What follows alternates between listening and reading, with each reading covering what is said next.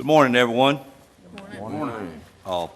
Pleased to call our Nash County Commissioner meeting to order at this time for August the 5th. It is customary for us to begin our meetings with a prayer by a commissioner, and we'll do that at this time. If you wish to stand and join us in that prayer, that's fine. If you wish to use the time to have your own prayer, that would be great as well, or you could use it for a moment of silence, whichever one that fits you for the morning. And at this time, I will call on Commissioner Belfield for the invocation and Commissioner Outlaw for the pledge of allegiance to the flag.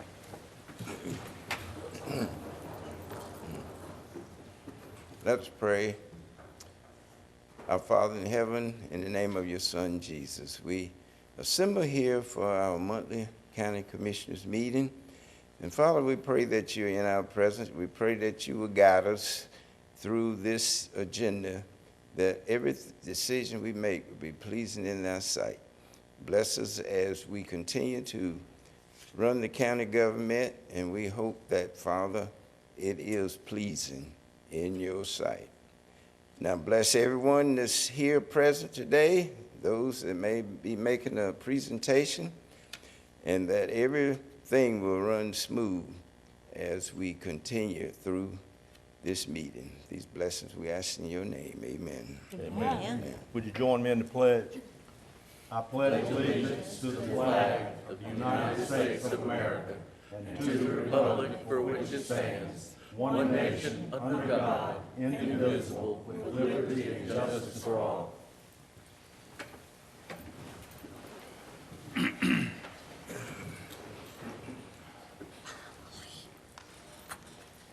We're now on item number 4, which is approval of the minutes for the last month. We had 2 meetings, which was on July the 8th, our regular meeting, and then we had a recess meeting on July the 15th to consider economic development matter.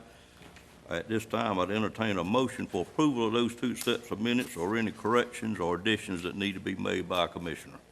Mr. Chairman, I move approval of the 2 sets of minutes as printed. Have a motion, is there a second? Second.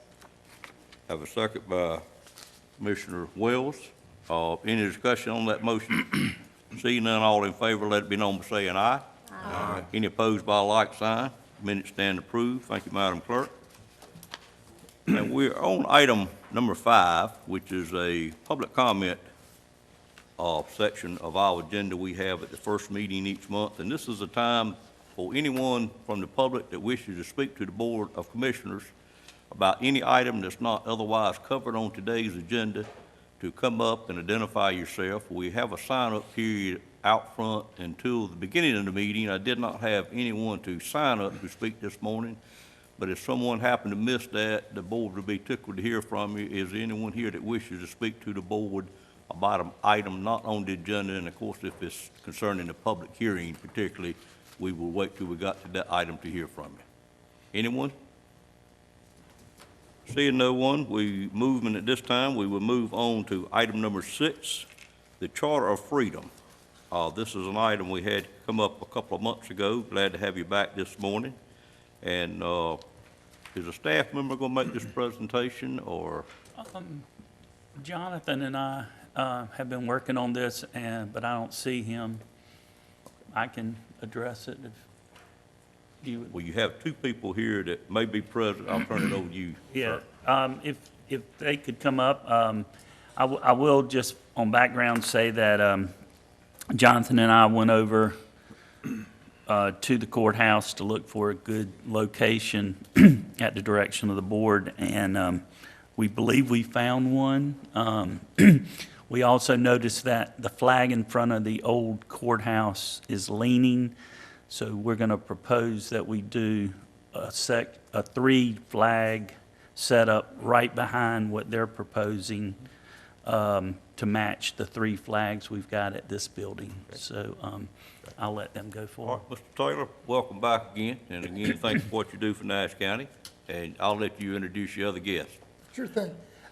Thanks for having us again, and I have brought 2 gentlemen from Foundation Forward who are representing that organization and are going to do a presentation for you today. So the first one, I'll have David Streeter come in and start the presentation.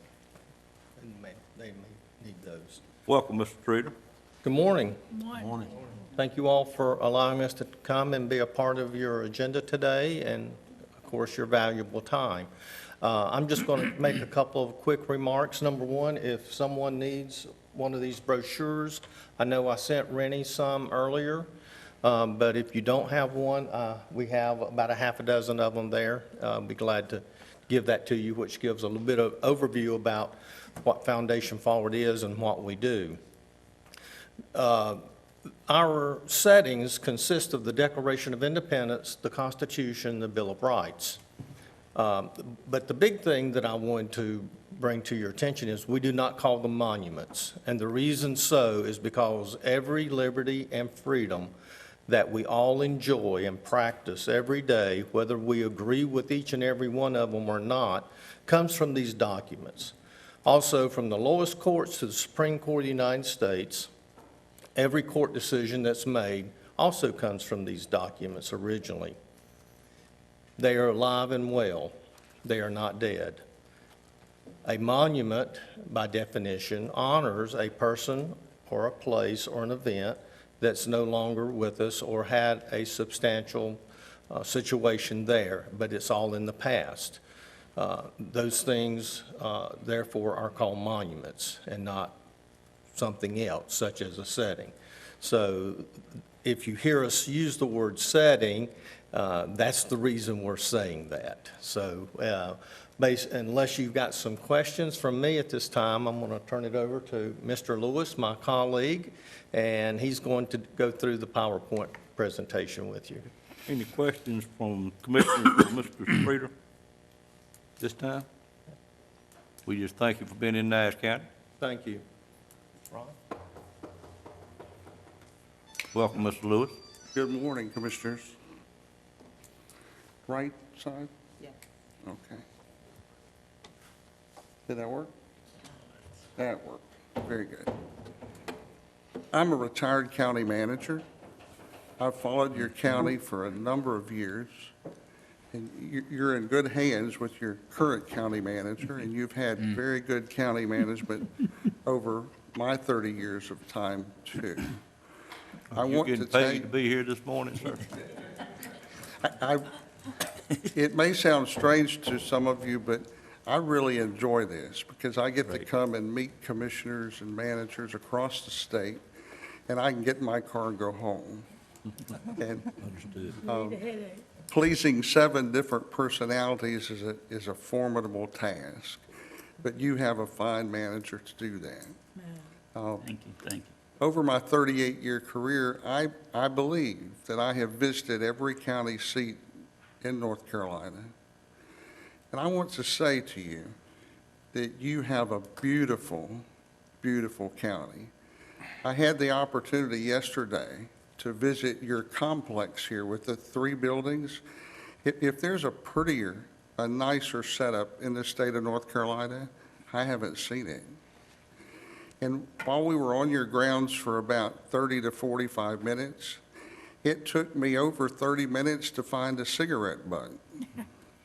Your grounds are well maintained, and you, I know, are very proud of what you have, because to have the historic courthouse, the current courthouse, and this beautiful administration building all together is a treasure.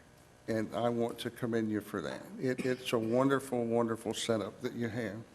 We thank you, sir. Anyone ever been to the National Archives building?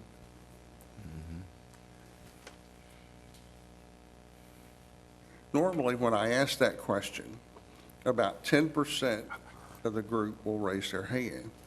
So unfortunately, many of our citizens, particularly our young people, don't have a chance to go to Washington to see our founding documents. I get to do that every day. I get to teach people and tell people about the Charters of Freedom and our great founding fathers and what they did. I sometimes follow up with a second question, if anyone saw the movie National Treasure, and you know, more people's hands are going to pop up. from seeing the movie The National Treasure than there will be for those who have visited the National Archives building. Well, in the movie, The National Treasure, the Declaration of Independence was stolen. Well, having been to the National Archives building many times, I don't see how that would be possible, but that's the plot of the movie. Now, you can't take cameras, you can't take measuring tapes, so we had to estimate the Charters of Freedom. You walk through these big bronze gates, and suddenly you're in this beautiful rotunda, and there are our founding documents, actual penned by our founding fathers. And if you're like me, you're going to get goosebumps. You're going to know that the people who founded this great country penned those documents, and how moving and how stirring that is to your mind and your soul. You might realize, because of the age, the documents are in pretty poor shape. Some of them you can hardly read. The Declaration of Independence, the first page of the Constitution, and the Bill of Rights. Now, of all the documents, the Bill of Rights is the most deteriorated. It's the hardest to read.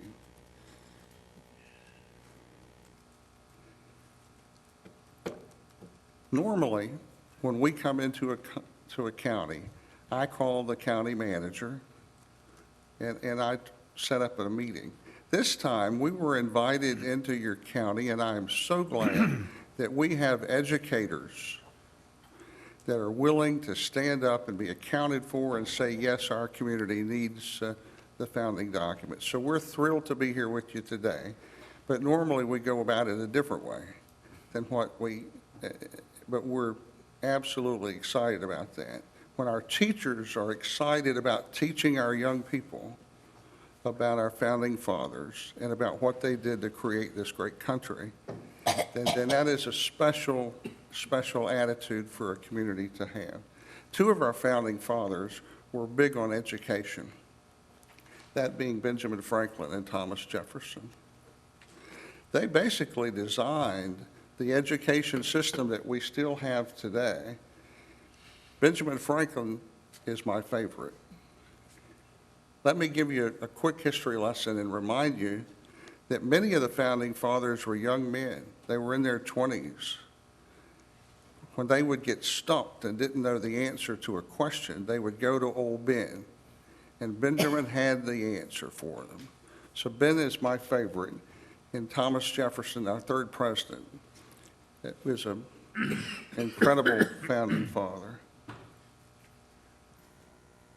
They designed our education system that we have today. Basically, they said that we should have three forms of education, that we should have a primary, a secondary, and advanced. Sadly, a big part of their education was a system of virtue. We don't see much of that virtue in the Congress these days, regardless of the side that you're sitting on. And I'll not get into that because we're non-political and we're non-religious, and I do not want to get into anything that would resemble politics. That is the historic courthouse in Morganton, North Carolina. When our founder, Vance Patterson, was sitting under the shade tree at the National Day of Prayer in 2012, he said to his wife, let's take that experience that we had in Washington when we saw the Declaration of Independence, the Constitution, and the Bill of Rights. Let's take that experience and build it for our young people of Burke County. So they set out to do that. And we created a nonprofit to do that.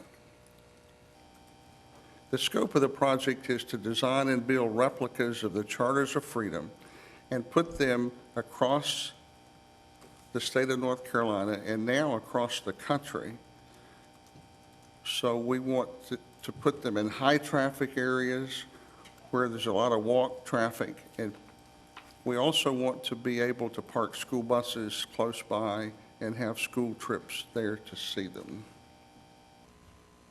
Again, the Declaration of Independence is on the left, the 4 pages of the Constitution are in the middle, and the Bill of Rights are on the right.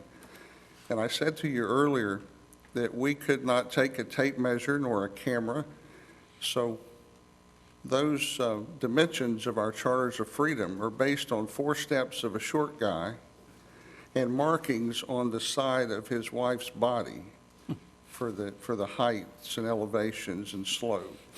So that's how we came about designing the Charters of Freedom that we use.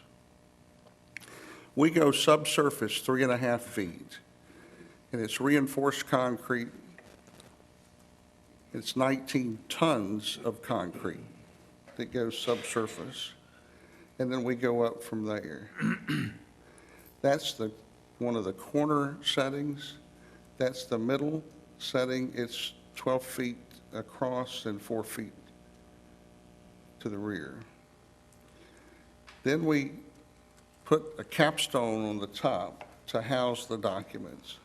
The documents weigh 60 pounds apiece, and then we protect them with a new product.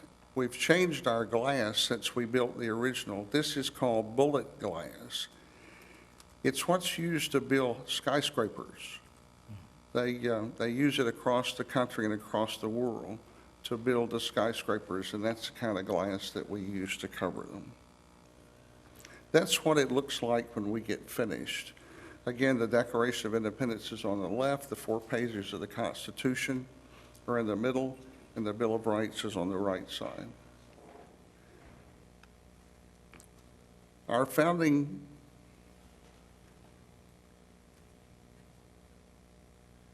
Vance Patterson, our founder, hired some artists to make a rendering that we could use to display with the Charters of Freedom. That is the emblem that we use. The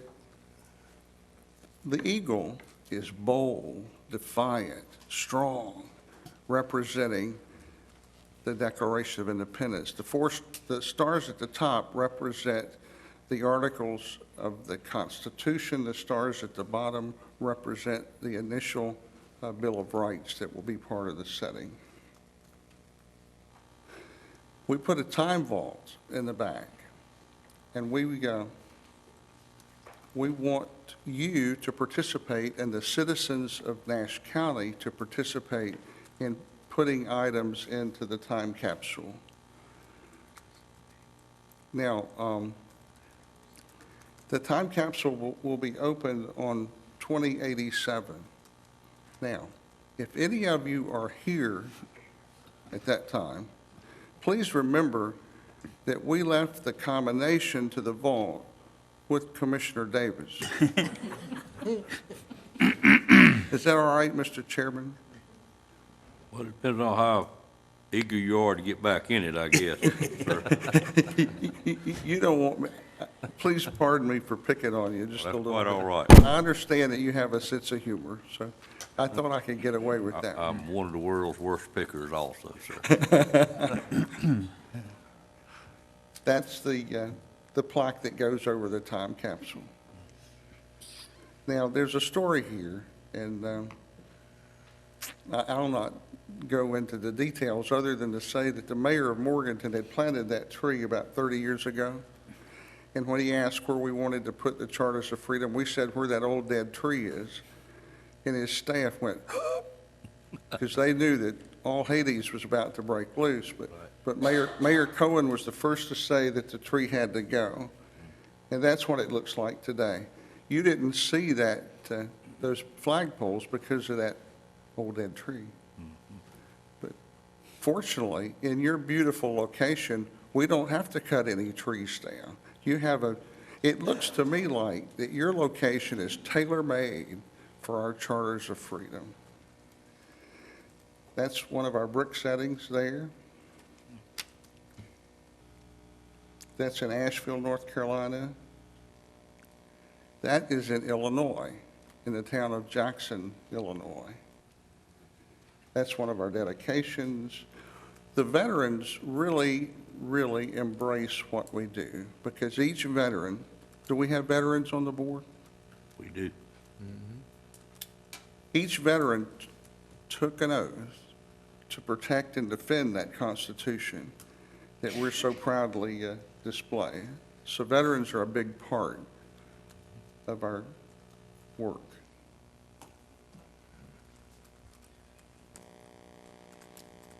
But that's what it's all about there, folks. It's having young people and their teachers learn about the founding of our great country and the charters of freedom. And we look forward to working with your school system here to, not to replace or change what they do, but to enhance what they do. You might not recognize Benjamin Franklin, but that's me. You know, in our jobs, sometimes we get to do all kinds of crazy things, but I said to you earlier that Benjamin Franklin is my favorite of all the founding fathers. And my wife is trying to get rid of my profile that makes me look like Benjamin Franklin. I understand. But the school kids gravitate to Benjamin, and they really enjoy, and we enjoy that as well. This is Macon County, North Carolina. Now, there are 3,142 counties, boroughs, and parishes in this great country.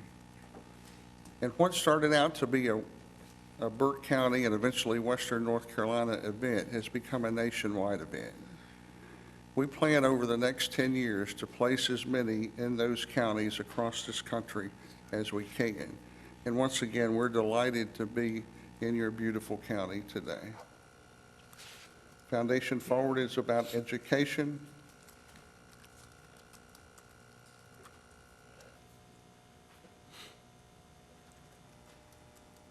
Now, let me make it perfectly clear, beyond a shadow of a doubt, that we don't spend county tax dollars. There has never been a county tax dollar, a city tax dollar, a state tax dollar, or a federal tax dollar spent on Foundation Forward activities. It's all private money.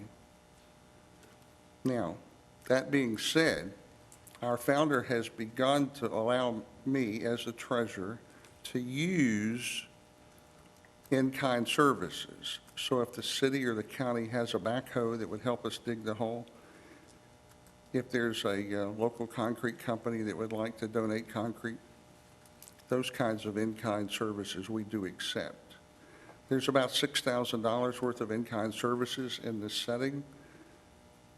There's another $6,000 of documents and trays that we provide at no cost. Then we have a gap of about $13,000 that we would actually raise. Your county employees wouldn't be raising money. We don't think that's an ethical situation, so we would do all of that. We also have a brick paver project, if you would allow us to use, because I said earlier that veterans seem to cherish this as much as anyone in our population. And the bricks cost $100. It's to memorialize a veteran or a loved one. And we would raise that $13,000 through those kinds of services. But again, there will be no tax dollars.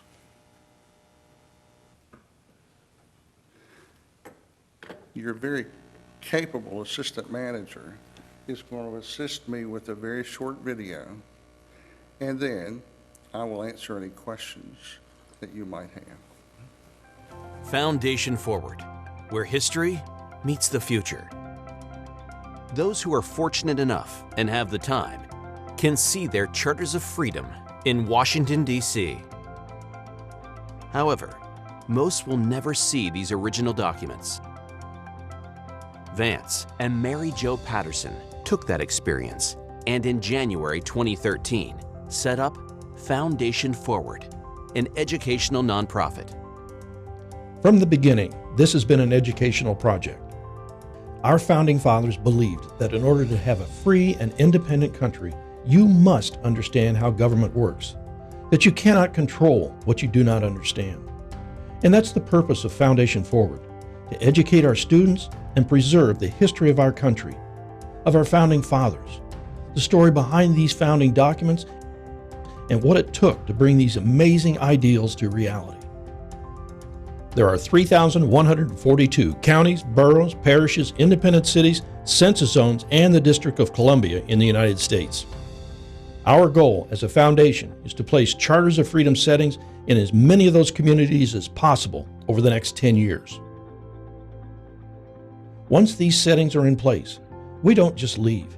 We begin our community outreach and other meaningful educational projects.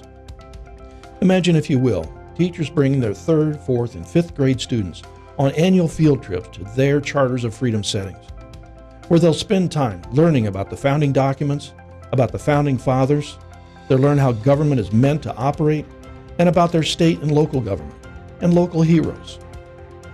In addition, we've begun producing a Broadway quality production of 1776 the musical, taking it into communities, offering it as a gift to the students. Last year, we invited the entire school system in Charlotte, North Carolina, free of charge from Foundation Forward, and we had over 1,100 tickets disappear overnight. It was an incredible performance, but what really struck home was towards the end of the play, when the representative from Georgia was on stage. He walked over and slid Georgia's name over to vote for the Declaration of Independence.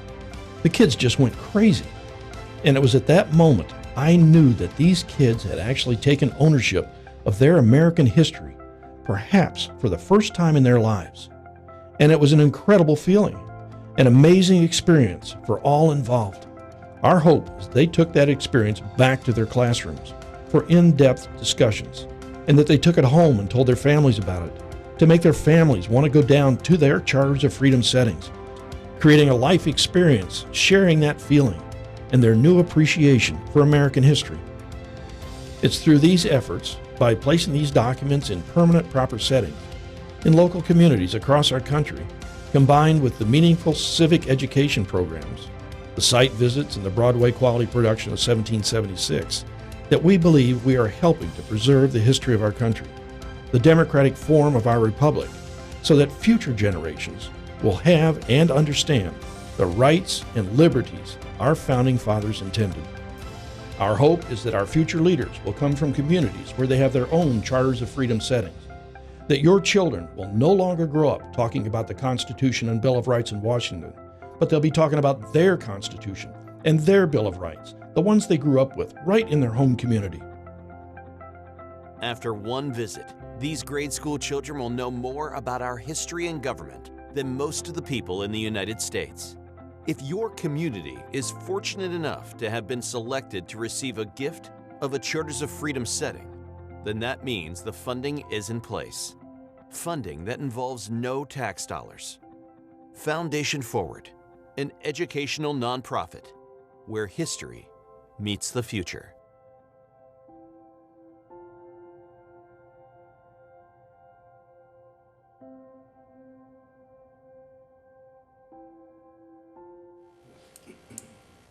Commissioners, do you have questions of me? Any questions for Mr. Lewis from board members? Yes. Mr. Belfield? I think it's a great idea, but we have to work out getting school buses in and out and where they're gonna park. Because I guess that wouldn't be maybe I need to be talking with our county manager and the manager of the town of Nashville about that. But I think that's something that we need to take a look at as to how we're going to, especially schools and buses and where they're going to park and wait on the students and probably how long they'll be there. And I see also, I believe you said it, but I'm going to ask it anyway, coordination with the schools and in preparation before those students get there so they know what they're looking for. Because they could just walk up there and see something and walk away. It may not, because it's not that easy to read because it's so old. I mean, the document itself. We have, we certainly work with the school system. David Streeter happens to be Dr. David Streeter. He's a retired educator, and he works with the school systems very closely to provide educational material that we have developed ourselves. Now, you bring up a great question, Commissioner, about the readability of the documents. We have changed the font to make them much more readable than they were before. We have not changed any of the signatures. The signatures are identical to the signatures on the original documents, but the font has been changed significantly to make it where one can stand right over it and read every word of it now. But that's a wonderful point. Now, in terms of school buses, they don't have to be able to park there. That there would be an area where they would drop the kids off. Then the buses could park off-site at some location and come back and pick up the kids. In all the locations that we have been in, that hasn't been a problem. But thank you for bringing those concerns up, because Other comments from commissioners? I just wonder how familiar is our school system with this particular program? well, we were invited here by an educator, which tells me, Commissioner, that you're right on target. Every community we go into, we haven't seen the education system as enthused as it is here in Nash County. And again, I can't say enough about that. This is the first county in the country that we have been invited to come into based on an initial connection with an educator. To me, that speaks volumes and really exemplifies what your education system here is all about. So, Other comments from commissioners or questions? Didn't you have an exhibit, Mr. Chair? Didn't you have an exhibit at the NACO meeting in Las Vegas? we weren't in Las Vegas, but we were in NACO a couple of years ago in Charlotte, and we're at the NCACC every year. That's where I saw you, Commissioner, at the I NC. was just thinking. I remember seeing. Remember you all from somewhere that That's, the last time I met you, I think, was in Hickory. That's right, was at the NCAA meeting. All right. Well, on behalf of the board, we certainly appreciate you being here this morning, and great presentation, and we certainly look forward to working with you, and I'm sure you will let us know how, if some of us want to contribute as individuals, how we can do that moving forward. And of course, Mr. Taylor, he has addressed you numerous times during his comments, and on behalf of the board, we certainly thank you for having them invited to Nash County as well. Thank you. And I did want to just clarify one thing. We're currently working on a lesson plan that goes with this. What it'll have on it are North Carolina standards, so that when a teacher presents this to their class, it already has the North Carolina standards. It has a PDF with the documents as they appear now, and also a PDF that has the text. So it is, typewritten. That way it's easier for the students to read. That way they can see the script that the Founding Fathers used, but also the computer script that they're used to seeing today. So that will be handed out to each teacher that presents that to their class. And I've already reached out to, well, of course, Nash Central High School, but two other, Southern Nash and Northern Nash, who I did teaching seminars with this summer. So I've already reached out to those. I haven't reached out to Rocky Mount yet because they didn't attend the teaching seminar. Okay, thank you. Well, one more. How about elementary schools? There's already a lesson plan that is developed for the elementary, and it is a brochure that is more friendly for them as crossword puzzles, things like that, that'll get them excited. But part of that program would be to bring them out to visit this site? Yes, sir. If they could, that would be great. That is our intention, to have them do that. Of course, there are going to be some years where classes can't come. You know, our county has a field trip policy that you have to pay per mileage, and I think it's $2.05 per mile. So certainly someone like Nashville Elementary School is going to be more apt to come, hopefully every year. Nash Central High School, Northern Nash. Someone like Bailey Elementary may find that a little more difficult. One of the things that does happen with this organization is they do help defray that cost from time to time. Is that cost to the student or the school, or How- what's the $2? Who pays that? When my students do it, my students have to pay it. So what they do is we have to calculate the mileage from the school to the venue and back, and then whether the school does a fundraiser, sometimes a teacher like me just pays for it out of their pocket, or sometimes the students will each pay a certain amount of money. But that's a county or school policy. You have to pay for the high school kids too, Yes, sir. if they come out? Yes, sir. If you use an activity bus. Now, if you were to ask your class to meet you on a Saturday, then you wouldn't have to. But if anytime the wheels roll, is $2.05 a mile. Well, I think that's a weakness, Yeah, that you well- don't have that there's not that's something that needs to be discussed. Well, I agree with Commissioner Outlaw on that. I believe there's some grants out there that you might could get to defray that cost. There are some Because, grants. I've seen situations where students weren't able to pay and they were left behind, and the rest at school, and the rest of them went on, and so they missed that Right. opportunity. Yes, sir. Let's don't let them miss that. I just believe there are grants that would help take care of that, and you ought to explore it. If not, let's raise some money, private money, to make sure that every student get this opportunity. Right. And I think this would be a great thing. There are some school districts that their goal is every year, fourth graders or third graders, whatever the grade they pick, would do certain things depending on what is prevalent in their area. And I think this could be something that an elementary school may say, every year, fourth graders are going to go see the Charters of Freedom. And as long as the school knew that ahead of time, they could plan for it, maybe do some fundraising, maybe find some grants. And I don't want to speak, I'll let Mr. Streeter speak on that, but I know sometimes this organization will help defray the cost sometimes. And here is this is an example of the lower school lesson plan that is given out. And of course, it's a little more eye-catchy. The one that I'm developing for the middle and upper school is more for the teacher, but it has things that the teacher can use online for the students.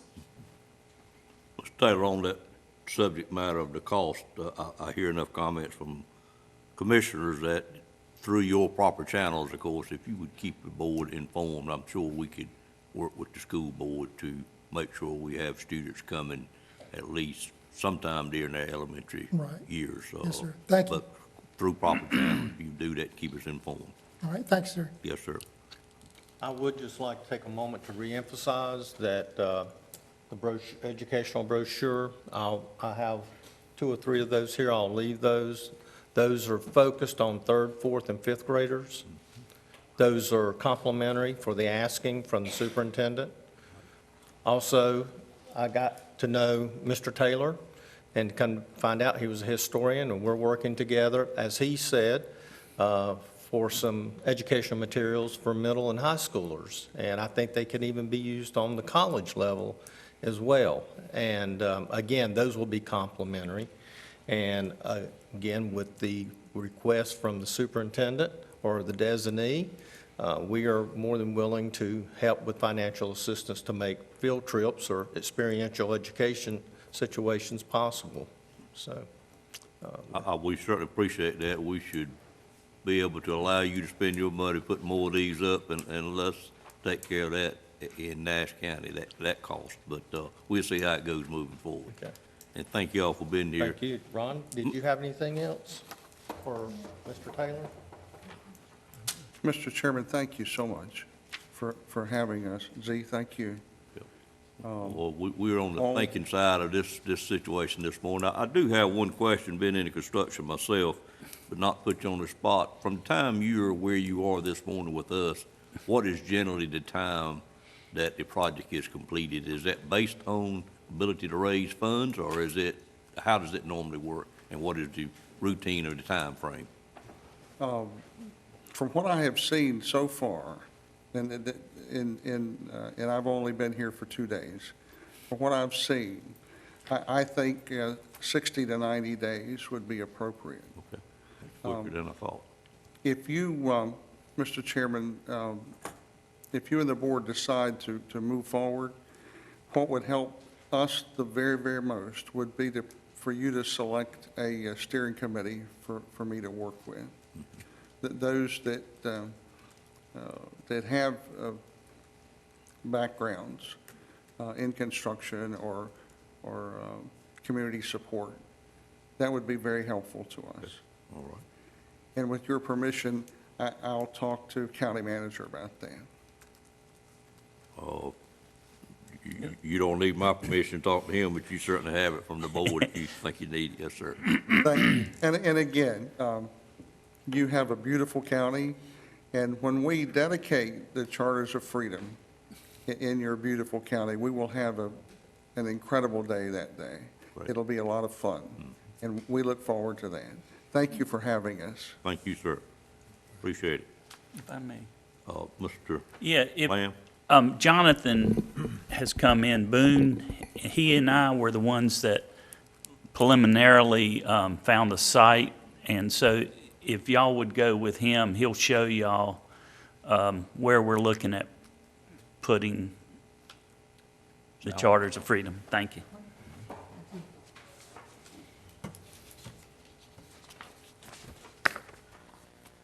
On the agenda, of course, we've had our discussion quite a bit. Any more discussion from board members about this prior to we call it for a motion?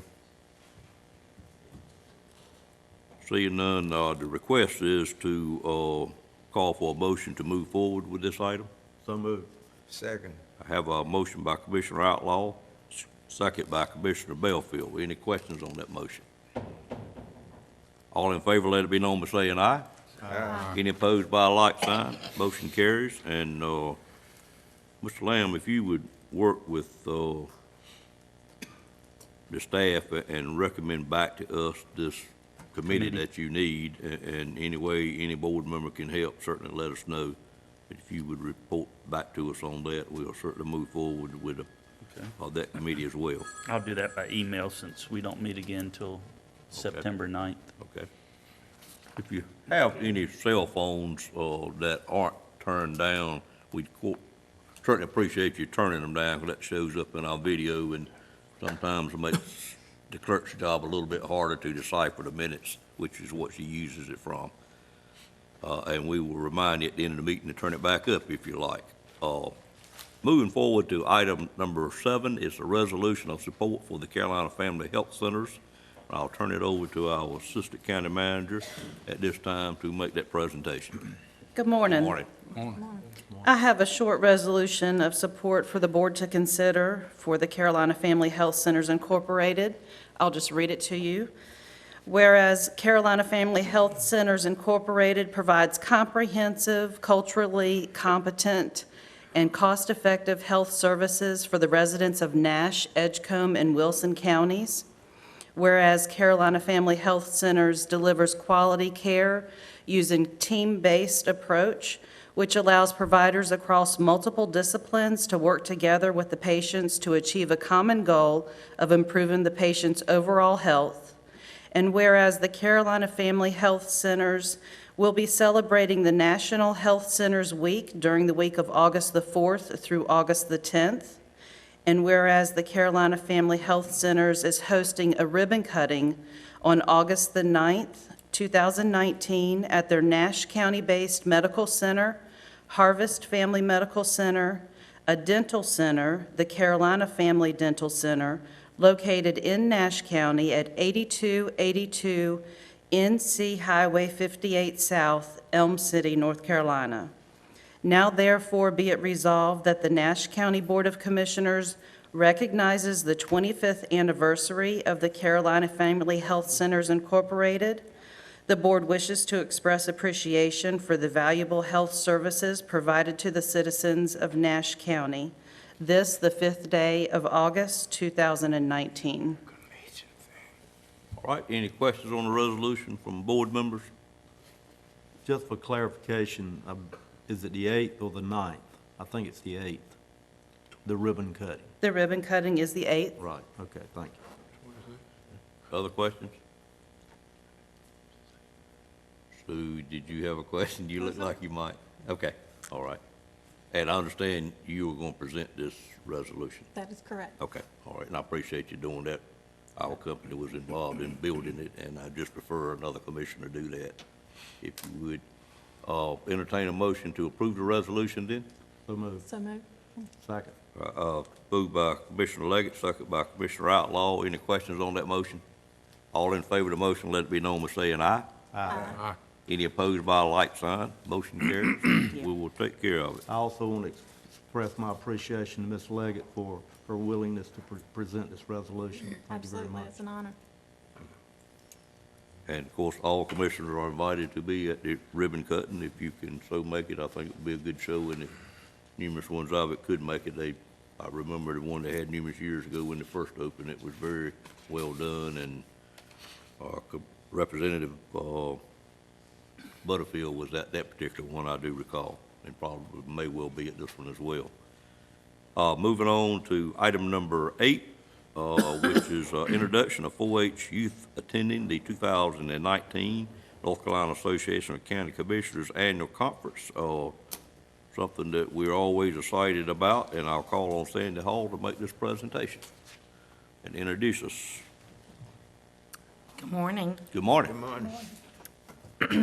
Thank you again for this opportunity to present to you this morning our Nash County 4-H Youth representative that will be joining you at your North Carolina Association of County Commissioners Youth Summit on August 23rd, 24th in Greensboro, North Carolina. For 10 years now, NC 4-H has been invited to send one youth. Each year, we've made sure that one youth is present to participate in these various leadership opportunities and to learn about county government and its operations.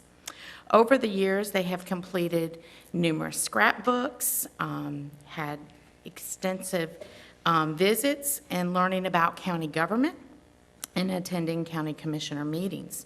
This year, the assignment, once again, is for them to come before you today, introduce themselves, and request a picture for you all for submission as required. At this time, I'm going to have Miss Olivia Daltrich, who will share some information about herself as well as some information about her 4-H involvement. So I invite Olivia to come forward to present.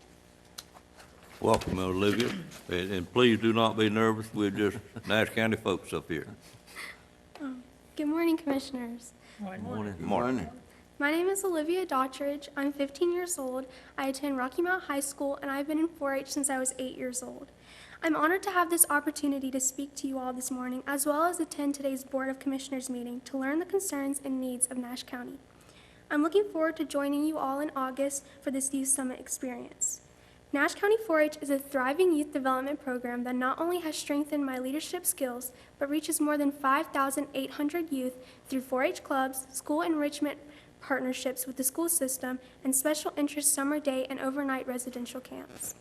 We have 336 youth enrolled in 11 4-H clubs that are led by 30 club leaders, in which I am a member of the Quad Pods 4-H Club.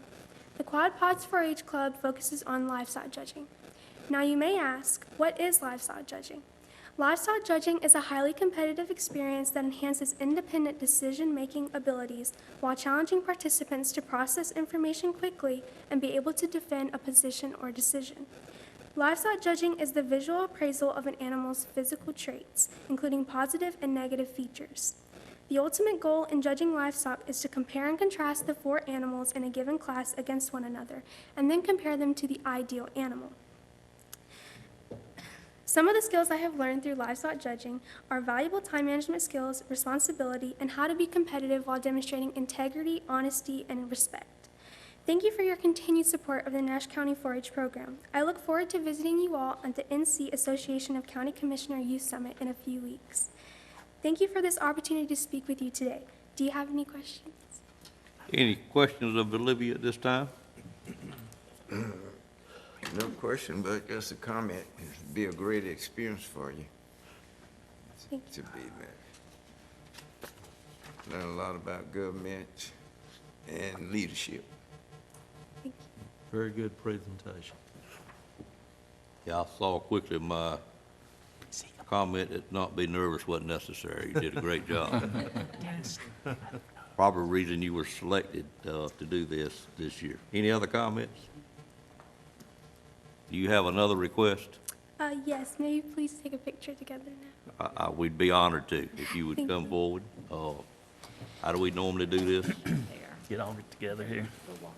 I think you let her sit there. Yeah. If I remember. Yeah. You can sit back down, please. Chair back this way. I believe we're gonna stay seated, if what I recall we did last year. Olivia, come on. Get closer, then we can get the picture a little. Why don't you tell us how you want it done? I think you gotta get Okay. You can have my seat.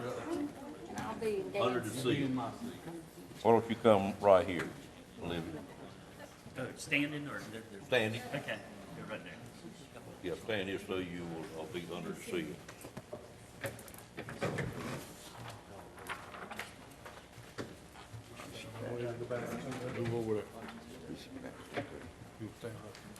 You stand in the chair. No, if you move right there. Yep. Sandy gonna tell us See? All right, I can see everybody except Z. There we go. Take a picture. I can see everybody, so smile. And we're going to take a few, and this will be submitted. Got it? Yes. Congratulations.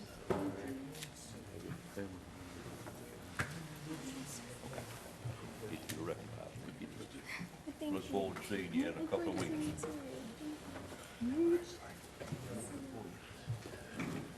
Thank you very much. Okay. Thank you, Ms. Hall, for everything you do for us. Way. You're welcome.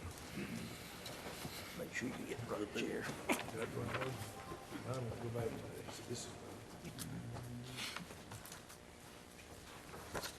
Getting a lot more room during that shuffle there somehow. All right, that was, item number 8.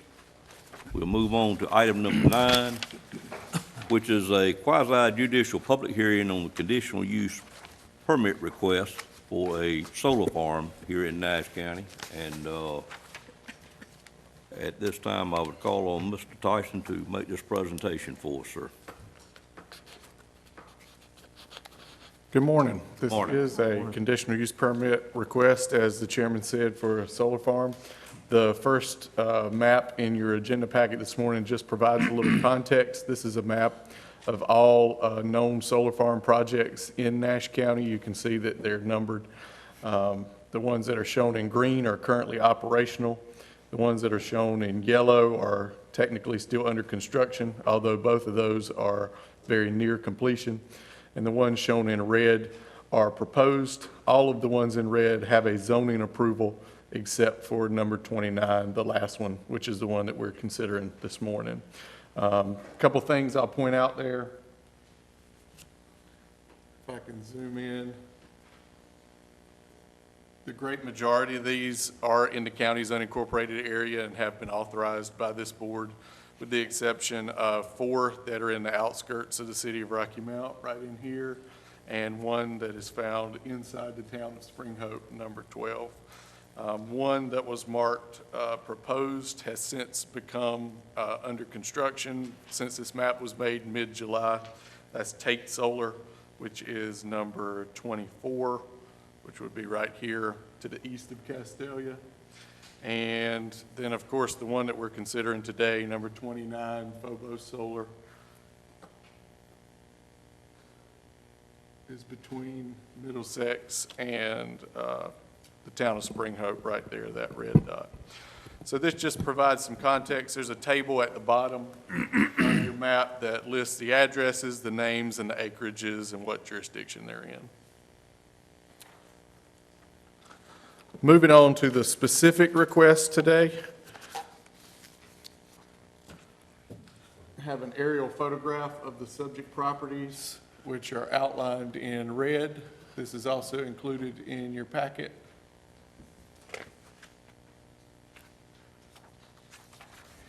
The subject properties consist of all or portions of 8 tracts of land totaling approximately 692 acres.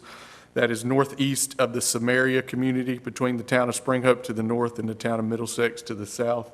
The Samaria crossroads would be right here, which is not on the screen. Let me pull it back. On the bottom left of the map, that's Samaria right there. And then, of course, the project area is to the northeast of that. The properties are currently in the ownership of 5 distinct individuals or entities.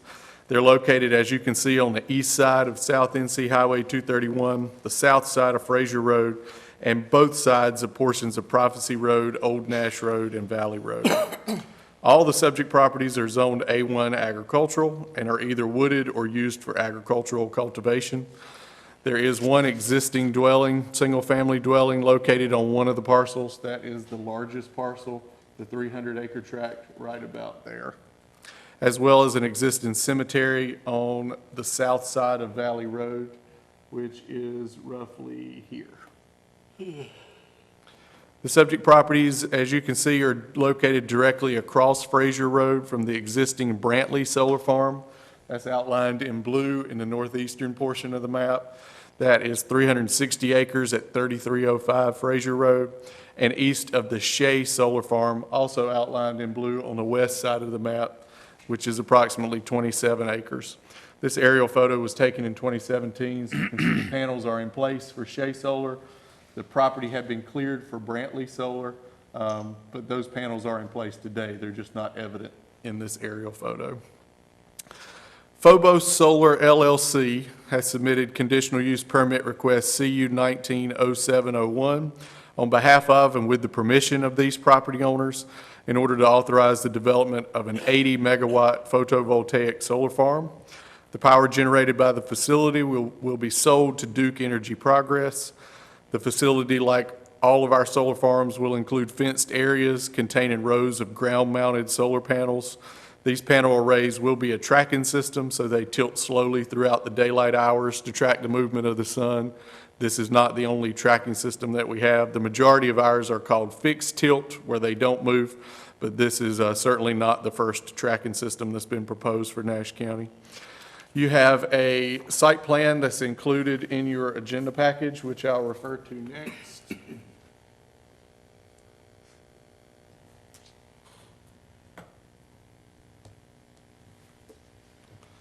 The primary substation for the facility will be accessed off of Prophecy Road, and that's the black square right there.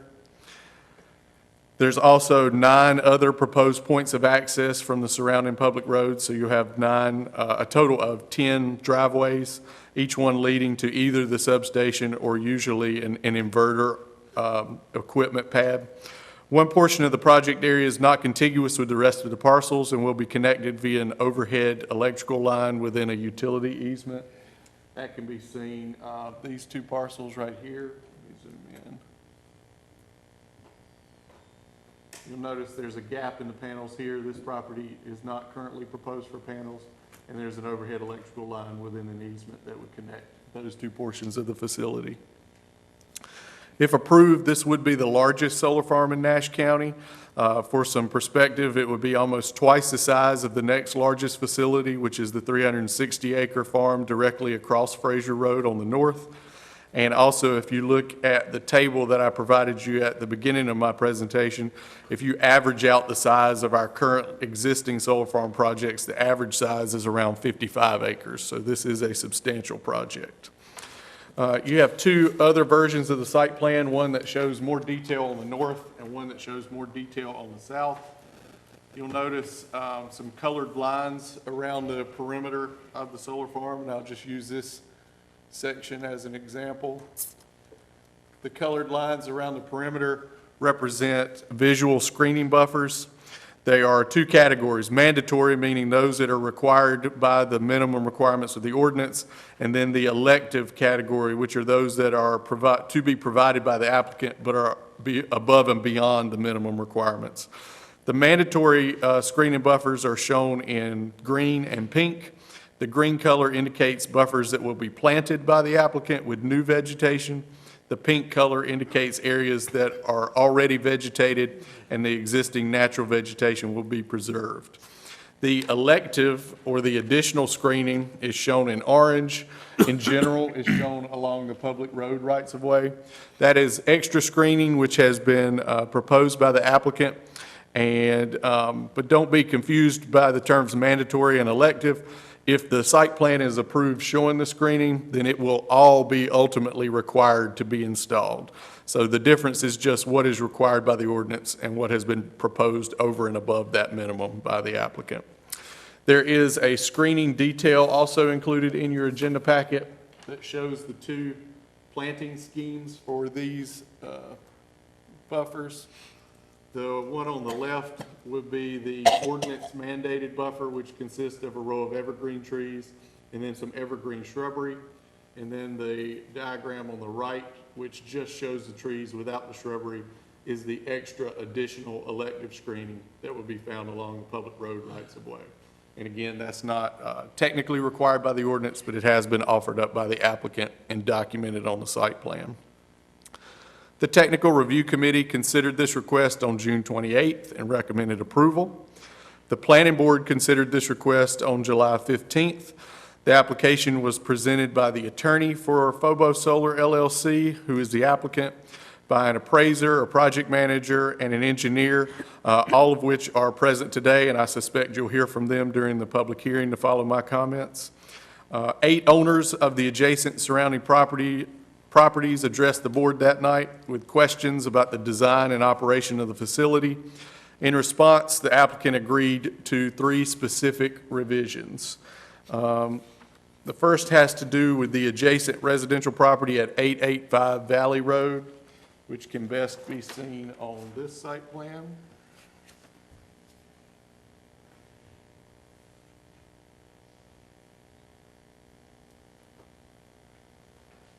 So the property in question is a residential home on this property. And that owner requested that the applicant move the proposed panel array, the proposed inverter, and access road farther away from that residential property. Previously, the panels came up much closer to the rear of that property. There was an access road here beside the proposed cemetery leading to an inverter. The applicant has revised the submitted site plan. You can see that the access road is further to the east, as is the inverter. The panels have been pulled back, and they are proposing planted screening along this green line here. And so the site plan has been adjusted according to that agreement. Item number 2, which was discussed at the planning board, was the provision of a 30-foot wide access easement along an existing farm path to provide continued access through the facility for a property owner that is otherwise landlocked. That's also on the same map. The property in question is at the bottom of the site plan, right here. And if I zoom out, you'll see the existing path outlined in red. It's kind of a stair step. It comes off of Old Nash, goes into the facility, goes to the left, and goes to the right, and ends up providing access here. That is an existing farm path. The owners of this property had asked the applicants to allow them to maintain access during the life of this facility. Initially, that was to be a recorded access easement. However, since that time, both the attorneys representing the applicant and the attorney representing the adjacent property owner have mutually agreed that it would be in their best interest to use the term access route instead of access easement. So there is going to be a minor change in the conditions. However, I'm told that both parties are satisfied with the agreement. And then finally, the third item that was discussed and added by the planning board was a condition to limit the noise generated by the solar farm equipment to no more than 75 decibels as measured at the exterior property line. And as I noted, that the applicant has modified the proposed site plan to accommodate those three requests made by the planning board. Therefore, the planning board unanimously voted to recommend approval of this conditional use permit. This is a two-motion process for the board. Motion 1 will be to adopt conclusions and supporting findings of fact, and then motion 2 will be a separate motion to actually approve or deny the conditional use permit. Returning to motion number 1, there are 5 standards under state law and our local ordinance that the application must satisfy in order for you to issue this permit. If any of those 5 standards are determined to not be satisfied, then the appropriate action would be to deny the permit. And if you'll bear with me for a moment, I do think it's important that we go over the 5 standards for the record. The first of those standards, number 1, the proposed development must meet all the standards required by our local Unified Development Ordinance, including those specific requirements for solar farms. So supporting finding of fact A, the proposed site is located in the A1 zoning district. The solar farms are permitted land use there with the issuance of a conditional use permit by this board. Number 2, the solar panel arrays meet the height restrictions. Letter C, the site plan depicts the solar farm facilities and structures to meet the minimum building setbacks required for that zone. Letter D, the facility will be enclosed by a 6-foot-high chain-link security fence topped with 3-strand barbed wire as specified by the ordinance. E, the site plan depicts the location of the maximum potential extent of the solar panel array coverage. And what I mean by that is everywhere you see this crisscross hatch pattern, it means that that is the potential extent that the solar panels could be placed. Now, what we know is when they actually design the final version of the site plan, it'll be specific rows of panels. But at this preliminary stage, basically what they've defined is the general area in which they're asking for panels to be placed, and they'll define the placement of the actual rows within that area. And so if there's an area that is hatched or crisscrossed that does not appear appropriate to you as the board, now would be the time to talk about, pulling those areas back. But essentially, they're asking for some flexibility within that area to figure out how they would place and arrange the rows of panels. It also depicts the locations of the substation we talked about, those inverter equipment pads, the access drives, the vegetative screening, and some areas that are shown in blue which will need to remain undisturbed for the protection of existing wetlands and riparian stream buffers. So if I can go back to the overall site plan, you'll see some areas in blue there that represent wetlands and some stream buffers that by state law, they'll need to avoid disturbing those areas, and they certainly plan to do that. There's no visual safety hazard anticipated because the photovoltaic panels are treated with an anti-reflective coating to prevent glare. And each lease agreement related to the facility requires the applicant to remove all the related structures or equipment at its own expense at the end of the lease term. Standard number 2 of 5, the proposed development will not materially endanger the public health or safety. That's based on A, the solar farm will be fenced and gated to control access. B, the facility will be constructed to meet all applicable construction codes. C, the facility will not produce or release any dangerous vapors or contaminants. And D, the panels themselves are made primarily of glass and other inert materials and utilize thin film technology to lock the photovoltaic materials into those panels, preventing them from potentially leaking into the soil or groundwater. Standard number 3, the proposed development will not substantially injure the value of adjoining or abutting property. You can see in the report that the applicant has submitted an impact analysis appraisal report for the proposed solar farm facility prepared by their appraisal, stating that in his professional opinion, the proposed use will not substantially injure the value of adjoining or abutting property. I'm certain, again, that the applicant will expand upon that report during the upcoming public hearing. Standard number 4, the proposed development will be in harmony with the area in which it is to be located. As the board is very familiar, solar farms don't generate much noise at all during operational daylight hours and no noise at night. It does not generate dust, fumes, or odors. It does not generate additional traffic post-construction, with the exception of some routine maintenance or repairs. And the facility will be largely screened from view by the proposed existing and planted vegetative buffers. And finally, standard number 5, the proposed development will be in general conformity with the land development plan. The land development plan, of course, designates the subject property as suburban growth area. As we reviewed many times, the land development plan was drafted in 2006, so it does not specifically comment on solar farms, but solar farm facilities have typically been determined historically by this board to be compatible with the suburban growth area because they're relatively low-intensity land uses and they are consistent with low-density residential and agricultural development pattern of the surrounding area. The solar farm facility does not require public infrastructure services, including water supply or wastewater disposal, and the solar farm facility will provide a renewable, sustainable alternative source of energy to benefit the community. So those are the 5 standards the board will need to determine by adopting a set of findings, which these are the staff's suggestion supporting that each of those 5 standards is met. Or option B would be for the board to identify one at a minimum of those 5 standards that has not been met and to adopt some findings of fact in support of that decision. Then finally, motion number 2 would be to approve or deny the permit request.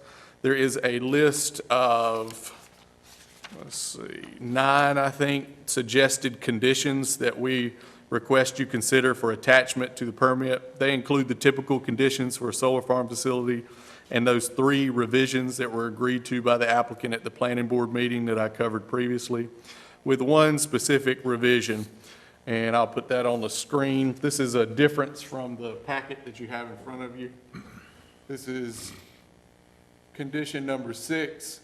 As I stated, both the applicant's attorney and the adjacent property owner's attorney have mutually agreed that the term access route would be preferable to a recorded access easement.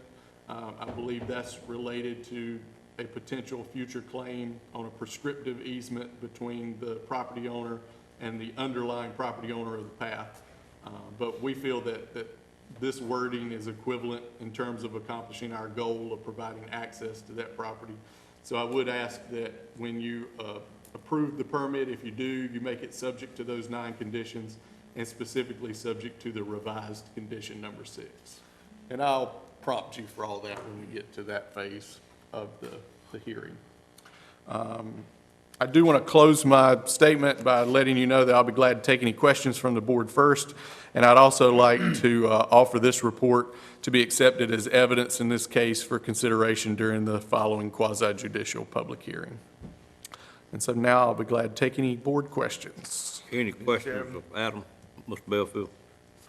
You stated that if the commissioners find one of the The 5 standards. yeah. Haven't all those, as far as the plan, already been met? The staff, the technical review committee, and the planning board believe that they have. So that's what we have to go by. Actually, Mr. Belfield, if we find something different, the Board of Commissioners do have the ability to state what that difference is. I understand that. Right. But, It has to be based on the evidence presented today. Right. And you could receive some new testimony that previous groups have not had the benefit of. So. after the quasi-hearing? Right. Okay. During the quasi-judicial, yeah. What he's basically saying is, we have the right to deny it based on one of those, but we need to base our denial on one of those, if we so choose to. Any other questions from commissioners at this time? Just one clarification. You said the noise would be during the daytime, not at night. Is that noise just from the adjustment of the panels? Well, the adjustment of the panels makes some very minimal noise. I'm getting to the 75 decibels. That's Yeah, what I'm- the noise that is more of a concern comes from the inverters that are located on the panel, on the equipment pads distributed throughout. In general, those equipment pads are located more toward the center of the facility, so you wouldn't expect to have one right on the edge. But when the solar farm is working and generating energy, there is a certain amount of noise that's produced by that equipment. Many in the solar industry use the example of a hum that's created by a residential refrigerator. I think that certainly there are cases where it's louder than that, but hopefully the placement of those in the center of the facility helps to mitigate that somewhat. And then the planning board requested a 75 decibel limit around the perimeter just to deal with anything that would be out of the ordinary or abnormally Would that be loud. the maximum safe level per OSHA? What is that level? I don't know that That level is considerably less than what OSHA's level is. That is less than OSHA? Yes, sir. And how do you plan to monitor that level to make sure it stays? That's something that we discussed at the planning board. The county, to my knowledge, does not currently have any technology to measure decibels, and so the outcome of that discussion at the planning board is that for now, that would be on the complainant to demonstrate to the county that the decibel level was higher than what was allowed. So would the conditions then require that that be done at some frequency and documented to the county, or what? I think it would be probably on a complaint basis, unless you altered the condition. Right now, it would be on a complaint basis where someone who had an issue with the sound would be responsible for measuring it and demonstrating it to us, and then we could take enforcement action with the applicant. Well, don't we routinely measure the level of, the decibel level in manufacturing facilities? I know we did You when do I in when I manufacturing. worked. It seems like that'd be a pretty easy thing for the county to do at some frequency. Right. It's not complicated. We don't measure the sound routinely anywhere, and nor do we have any equipment currently to do that. Okay, well, that's just a thought. I mean, Understand? How loud is 75 decibels? I mean, I think it is much louder than what we would anticipate any of this equipment to generate noise. I think that maybe the applicant can talk to you about the decibels that are created by the equipment typically. That decibel level was suggested by a member of the planning board that works closely with the solar farm industry, and he believed that was that limit allowed them to use the solar farm in a normal way, but provided a safeguard if there was any malfunction in equipment that was creating an abnormally loud noise. well, I'm not concerned about the 75 if it's below OSHA levels. But I am concerned that in the future, what would that level be and how would we manage that? Outlaw, I think he's saying that, like we do many things, that we would handle it on a complaint basis, and then we'd have to be prepared to verify if we had a complaint based on it, similar to we do most of our ordinances. Mr. Belfield?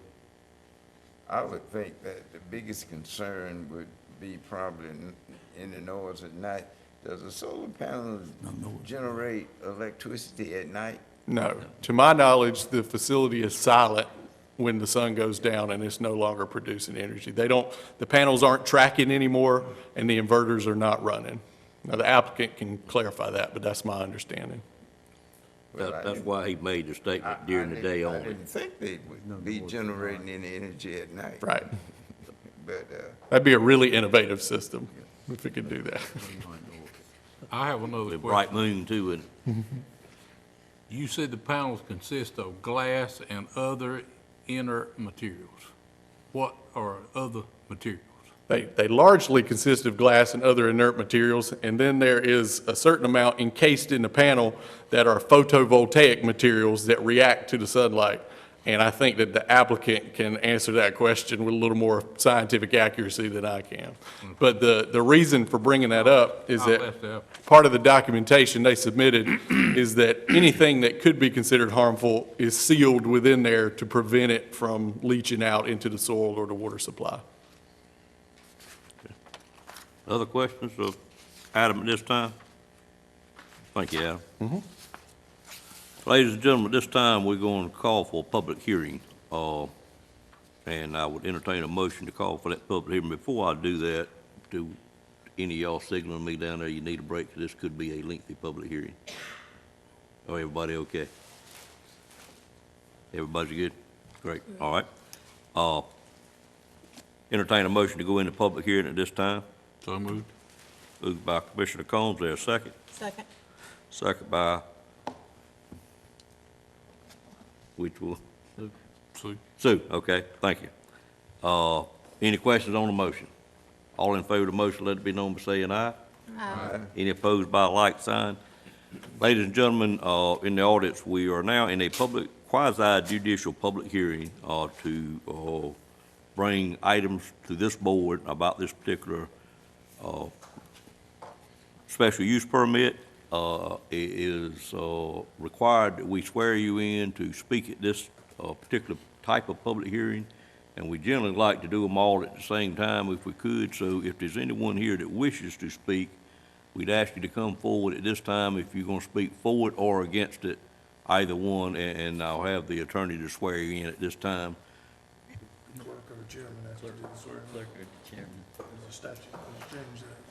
All right, you already didn't tell me that, okay, well, I forgot it. Are you prepared to swear me in? Okay, okay, sorry. I will, ask the clerk to do that. Now, is this everyone that wishes to speak or think you may want to speak? Because we swear you in don't mean you have to speak. For or against. For or against, correct.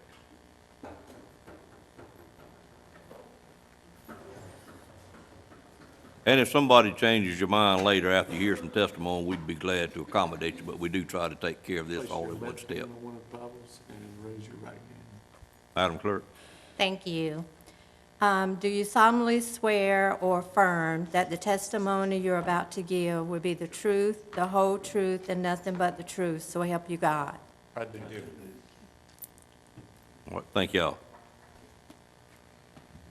What I'd ask you to do is to come up one at a time and provide your testimony, state your name, your address, and who you're representing, and the board would be glad to hear from you. Morning, sir. Good morning, Commissioners. My name is Brett Hanna. I'm an attorney with Nelson Mullins in Raleigh, 4140 Lake Park Drive. I represent Phobos Solar LLC in regard to their application for a conditional use permit for the construction of this solar facility. Have a number of experts with us this morning as well. We have Corey Howe, who is a certified engineer who can provide evidence on the safety of the project, the general construction, and that sort of thing. We have a North Carolina appraiser, Damon Bidencope, who's here, who can discuss the potential effect on neighboring and adjoining properties, and he's also the appraiser who did the impact analysis that you have in your packet for the project. We also have Glenn Morris, who's here as a project manager for the project and can deal with any of the technical issues during construction and that sort of thing. I'd like to start with the easement because that was changing at the last minute there. And can we zoom this in, Adam, so we can see those two properties that I'll talk about? Well, I think you're already up there. Yeah, that would be great.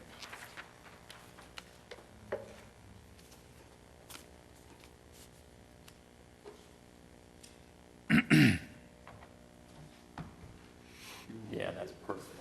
That's perfect, because you got both of them, thank you.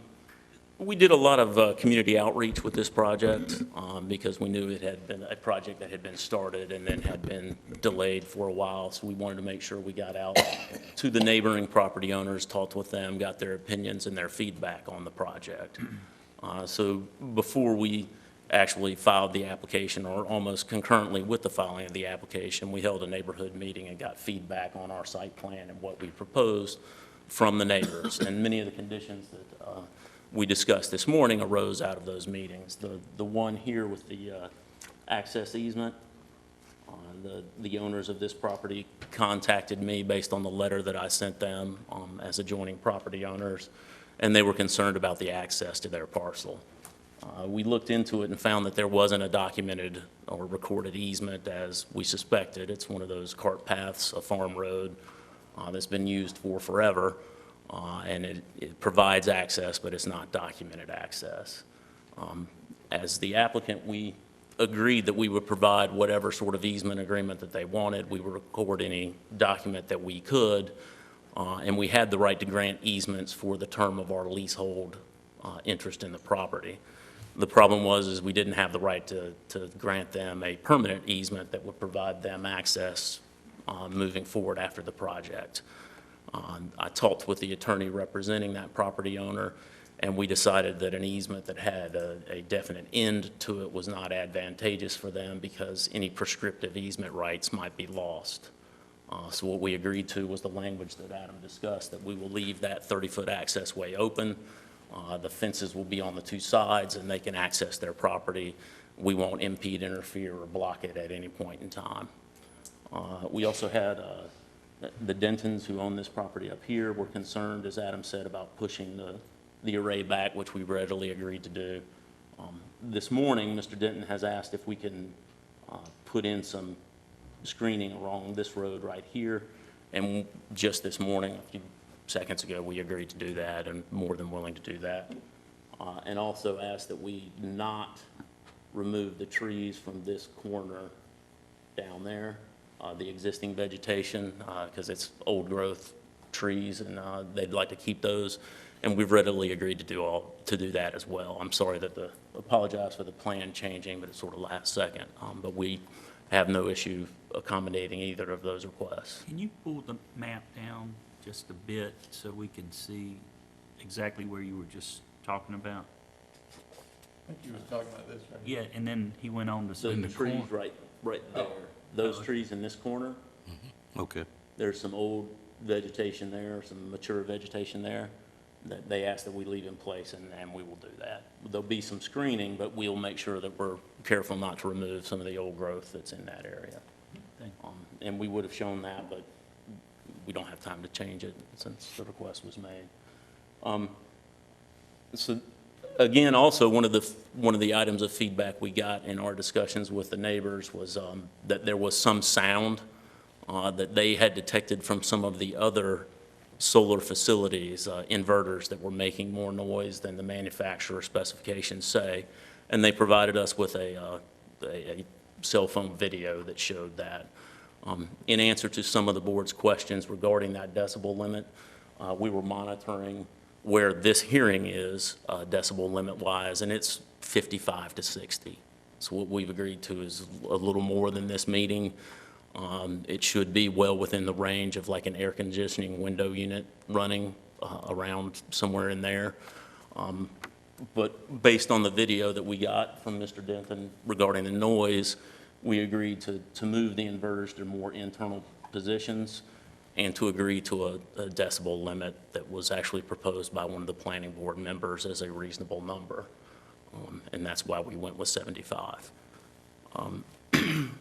As Adam listed, the findings that we need to establish today in this hearing are that our site plan conforms with the UDO of Nash County, the plans are complete, that the project will not materially endanger the health or public safety, that there will not be a substantial adverse impact to the adjoining property values, that the project itself is in harmony with the area and its current development, and that it will be in conformity with the Nash County land development plans.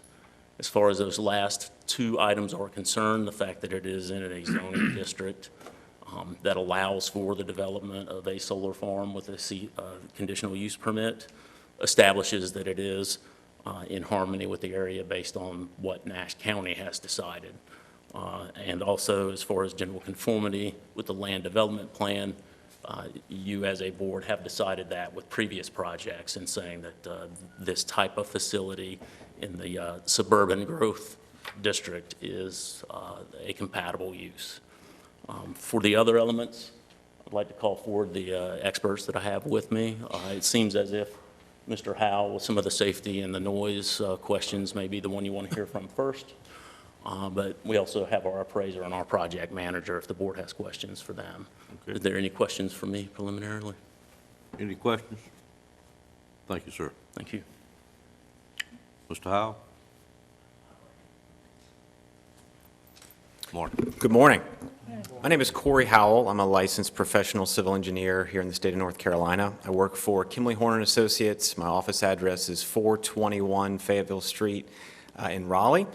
And I just wanted to, excuse me, address a few of the items that were brought up here earlier in some of the questions. And also, I know my affidavit was entered into, provided to Mr. Tyson as well. So just want to touch on a few of the items in there. Specifically related to the noise, as it was stated, we committed at the planning board hearing to a condition to have a max decibel level of 75 decibels at the property line. We did some additional research afterward and determined that the inverters that have been selected and specified for this project have a manufacturer decibel rating next to the inverter rated at 67 decibels, and that decreases as distance goes away from the inverter. So we believe that at the property line, considering where these inverters are placed, that the maximum decibel level should be well below even the noise levels that were just referenced in this room, should be in the 45 to 50 decibel level, which is below what was just mentioned as the kind of the background ambient noise as we're speaking here today. From a materials standpoint, one of the questions was brought up as to what materials go into it. The solar panels themselves are really over 90% of the panels are made up of glass and silicon. There are a lot of other smaller materials, very small elements materials that are part of that. But from there are no hazardous materials that are part of solar panels. There's panels go through what's called a toxic characteristic leaching procedure test, which is an EPA standard test, to determine that the materials that go within them are not toxic in any way. The solar panels that are used today and that are proposed for this project pass that test, and so there are no hazardous materials in solar panels that are used. Just want to touch on a few other items just as it relates to my affidavit. It's based on my professional opinion that the proposed solar facility will not materially endanger the public health or safety. Also, it is my professional opinion that the proposed plan, the site plan for the project, does comply with the Nash County UDO. And based on the items in my affidavit, the other items that I've stated, it is also my professional opinion that the proposed solar facility is in harmony in the surrounding area where it is proposed. So happy to answer any other questions. Thank you. Other questions from board members? I've got a question. Liggett. It was mentioned that the applicant would be responsible for any cleanup of the site at the end of the life of the project. What is the expected life in number of years of this type of project and facility? Yeah, I believe the project is a 30-year life cycle is the leases. The leases, I'm just looking back to some of the team members to confirm. That is the anticipated life. The panels could go well beyond that in their How many production. numbers? 30 years. 30, okay. Yeah. Thank you. Other questions? Yeah, I'm still on this decibel thing. Wayne, our engineer in the audience texted us and said that the thing that we would recognize most probably would be a vacuum cleaner running would be near 75. Okay. So. Here's my question. Okay. OSHA's permissible exposure limit is 90 decibels for all workers for an 8-hour day. So if this is a max of 75, and I happen to be in that home that's adjacent to it, and I'm there for 24 hours or 16 daylight hours, how does that prorate to that 75 versus 90? Have you looked at that? Or was that way off base? I'm just trying to get a feel for this exposure. Sure.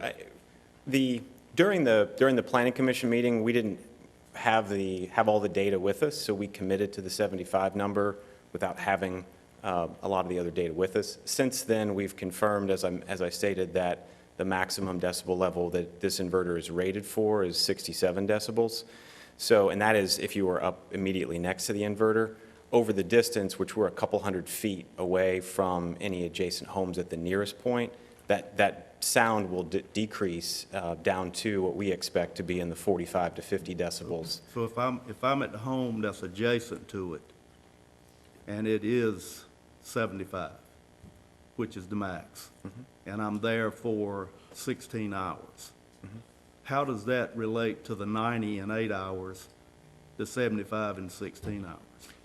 So, or is that just a dumb question? No, it's not a dumb question at all. So it's a good question. Seems to me it's not a dumb question. No, it's not. So even at the 67, and I don't have the equation in front of me for how the sound levels decrease, but I know from a fact that at the 67 decibels, which is what it's rated, that decreases from where we've proposed them about approximately 200 to 300 feet inside the property. That will decrease to around 45 to 50 decibels. So, scaling that up to from the 67 to the 75 max that we've committed to, that should decrease to be anywhere from 50 to 55, maybe 58 decibels at the property line. And that's if it is going at the 75. That's the 75 at the property line. We don't expect it to be anywhere near there. Can I ask a question? Now that you have the benefit of the equipment specifications, would the applicant feel comfortable committing to a lower number of decibels than the 75?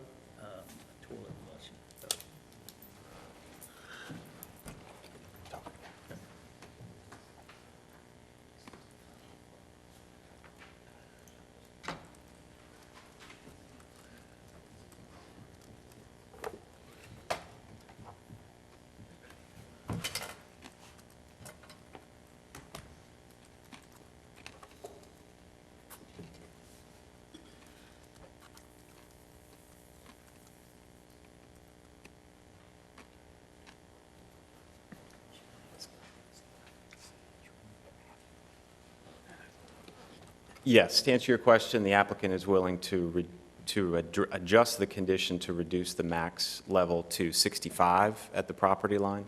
Which again would be more than anticipated. Correct, correct. Well more than you would Exactly. anticipate at the property line. Correct. That would bring the maximum down. Correct. Yes. Can I add something to this conversation? Sure. Cullen Morris, our project manager. Yeah, Cullen Morris. I live at 103 Ash Street Court in Cary, North Carolina. I represent Phobos Solar as the project manager. I just want to point out with respect to this discussion on sound that I think it was mentioned that the ambient sound level can be as much as 50. I have an app on my phone. 55 is what we're. Just as an example, and I can't speak to how accurate this app is, but you can download these apps. And right now, as we speak, this app shows a decibel level of 64. Right now it says 62. If I stop talking, it says 50 when there's no sound or very little sound in the room. So the reason I bring that up is just to point out that in rural settings, there can be sound based on wind or the leaves in the trees or the birds. And so I just wanted to make it clear that there is some level of ambient sound, and sound decibel is a logarithmic scale. So the difference between 50 decibels and 70 or 75 decibels can be significant because it doesn't just go up in a linear line. So 65 decibels is going to be higher than what the inverters may cause 200 to 300 feet away, but it is easily possible that you could stand at the fence 200 or 300 feet away with some kind of noise reading equipment and see 65 decibels at the boundary because of road noise or anything else. So I only bring that up to point out that it may be difficult at times to tell what is causing that decibel level to reach a certain point. And so I think what we are fine with committing to is that you won't be able to, that the inverters will not create 65 decibels at the property line, not that there won't be 65 decibels worth of sound at the property line. Does wind blowing through those solar panels, through those rows of solar panels make a noise? No, they don't create any kind of sort of channeling of the wind because the panels are very low to the ground. And so, to my knowledge, there's no sort of effect of having the solar equipment on the ground, on the wind or on the sound that the wind may cause. So I just wanted to point that out, and I'm happy to take any questions. So that's amazing to me. You're saying with dead silence in this room, That's what the app on my that's phone. 50 decibels. Mm-hmm. Okay. There's a little bit of hum from the lights. And of course, as I said, I can't attest to how accurate the app on my phone is. I'm sure that there are much more sensitive pieces of equipment that can be used. I'm sure OSHA probably uses better, more, professional I don't equipment. think anybody will have a problem with that then, That's what I would hope. if that's the case. Well, Mr. Boone, I appreciate you sending it up here. He compared it to two things, flushing a toilet, which there are all kind of toilets, some of them are louder than others, but he also compared it to a vacuum cleaner, and they are very similar. I didn't mean to embarrass you, Mr. Boone, but if I take my wife's vacuum cleaner and carry it to 200 feet behind my house, I just don't think it's gonna bother me. And you, Commissioner, you also asked about if you're in your house for 8 or 16 hours a day, inside the house, that sound level will be reduced significantly further because, of course, you have, like, when you sit in your house at home, you don't necessarily hear the noise outside. And so, I'll just point that out. Any questions for me? I'm sorry to interrupt. I'm a little bit concerned that we're carrying this maybe a tad bit too far. You asked for 65. Can we just leave it like it was? If you're okay with that, Adam, and not put any more restrictions on it, and what I'm guarding. I think either number can easily be accommodated. So Sure. if you're happy with 75, I'm happy with. I think we should be, and my concern is, this board has always been in favor of solar panels, and anything we do at one hearing, we carry it forward, and I don't want to put so many restrictions on it that we are not looked at as a county that, thus far has liked them. That could change at any time, but, there are a lot of things that this board so far has liked about solar farms, and I personally wouldn't want to put any restrictions on there that probably are not necessary, but again, I get one vote out of 7, but that's my thought on the matter. I'd like to leave it also like the planning board brings it to us if we can, because I don't like to get in the business of changing many things that the planning board brings to us if indeed we're not accomplishing anything, maybe in this case. But that said, any other questions of these people? I've got an additional question. Sure, Ms. Levy. I mentioned, or asked a moment ago about the life of the project. Tell me, how does the cleanup work? Should, let's just say Phobos Solar goes out of business, it doesn't have the money to clean the site up.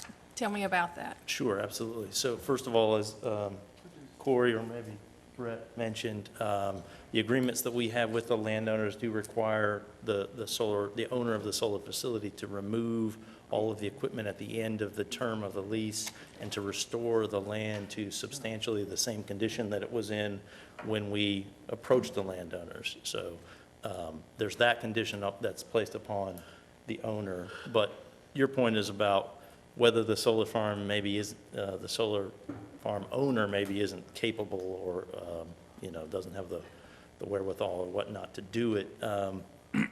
So this question comes up a lot. As you can imagine, there are a lot of solar farms now operating in North Carolina. And so there have been several different studies that have looked at what the cost of removing facilities are and compares those costs to what the scrap or recycled value of the equipment is. And I think Brett or Corey mentioned that these facilities are mainly made up of commodities that have value, steel and aluminum. The racking that the panels are mounted to are aluminum. The posts that are driven into the ground are steel. There's copper and aluminum wire that is used to transmit the electricity to the grid. All of those things do have some amount of value in a scrap market today. There is also a presumption that those commodities will continue to have value into the future. And so those studies that I mentioned have shown a range, but generally speaking, the scrap value of a facility like this is at least as much or more than the cost of removing it, because to remove these facilities is really a matter of just piling it up and having a commodities broker or a scrap dealer come and take the equipment away and sell it. And so it may take 8 months to build this facility. It would probably take as little as 2 months to pull it all down and truck it away. And so I guess the point there is that several people have, and several different engineers have shown that there is no net cost to either the solar farm or to anyone who may be in a position to have to then remove the facility if, for example, the solar farm were to, as you said, go out of business. Another point that I'll make is that the solar farm is going to be owned by a company that has investors, and it has a significant amount of debt put on the facility. The company has to raise money to build these facilities. They have to get loans from banks and otherwise. And those entities are very much incentivized to keep the facility operating while they have, an interest in the facility. And so if the owner of the facility, for whatever reason, can't pay that debt, then the bank will foreclose and take ownership. They will continue to pay the lease payments to the landowners. And so they are not likely to be in a position to suddenly just have to remove the facility and pay whatever it might cost to do so. Does that answer your question? I think it does. If I understood correctly, the cleanup, the way your lease is written, the cleanup cost is placed on the landowner? No, it is placed on the solar company. Okay. The landowner should never have to pay anything to have this facility removed from their land. Adam, I think our ordinance in the end leaves it on the owner. It does. That's what number 9 says. It says the landowner record shall be responsible for the deconstruction and removal of the solar farm at such time. That's our ordinance requires County that. ordinance But places the ultimate responsibility with the property owner. if But that the lease property agreement owner has says the solar benefit- company will remove it, is that right? If the property owner has the benefit of a lease agreement that takes care of that for them, then it never becomes an issue. Okay, all right. But the reason it's worded that way is just, as Commissioner Leggett noted, if for some reason Phobos Solar LLC ceases to be an entity, the county needs somebody to hold responsible. And so ultimately, that would be the property owner at the time. And Commissioner Leggett, I'll say, when we first started these, probably after number 6 or 7, we had someone to go through a study with us to answer your very question. And in that particular study, it showed that the value of the material was 75% worth. In other words, it would cost 25 cents on the dollar for this, what the scrap material would bring to decompose the thing. So I think at that time, we had a lot of questions on that. And of course, the panels have changed in time as well and have a lot less questions about the panels themselves than what we do now. Other questions? All right, is there anyone, are y'all complete with that side? Have any more testimony? We have Mr. Biden Cope, our appraiser, if you'd like to hear quickly from him. Sure. Hello, good morning. Good morning. My name's Damon Biden Cope, resident in Charlotte, North Carolina. My business address is 224 South Caswell Road in Charlotte, 28204. I'm an independent appraiser. I'm licensed in North Carolina, South Carolina, and Georgia, and have visited and worked on quite a number of solar farms across the state. And if I can, by reference on the earlier thing of the sound that you did mention, in all of the 20 or 30 facilities that I've visited and looked at from the border, from the boundary line, there's been no audible noise that was distinct and different from the other surrounding sound. So from all extensive purposes, you simply cannot hear them, or my hearing couldn't hear them. I like the room quiet rather than my wife's vacuum cleaner for 8 hours. That would not be a good day. And when I can get quiet at home, I like that too.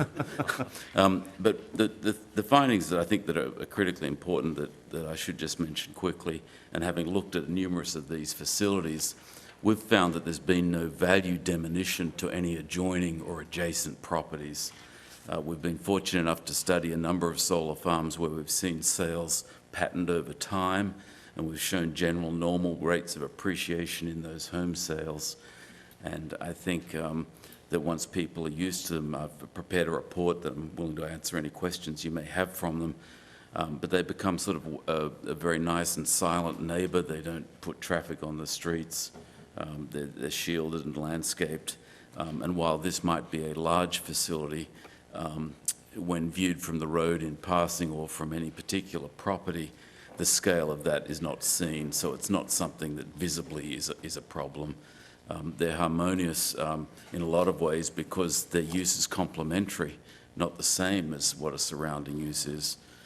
So there's not traffic and things like often harmonious uses could be like a church and an office because their requirement for parking would be at different times in the week. And so sometimes harmony is a different way to look at it than sameness. Very happy to answer any questions, but it's my finding that it was consistent with your land use plan from the studies we've done, and an actual larger facility in Cabarrus County. Distinctly, there was no damage to property, and the landowners expressed to me that I interviewed, they were really very happy to not have any further development going on behind them at any time. And there are other agricultural uses that I would view as being far more noxious in a way that could be done that wouldn't be with this sort of silent installation, essentially. Very happy to answer any questions on the report I've submitted. And I've also submitted an affidavit for you that summarizes in that. Yes, sir. And for the record, the applicant has submitted Mr. Bidencope's appraisal report, his affidavit, and an affidavit from Mr. Howell, the project engineer, and we enter all those into evidence for this case. That was my point. Sometimes they're actually in our packet, but they're not today. And They're so not. Make sure that they're in the record. But they are here and in the record. Okay. Thank you, sir. Appreciate it.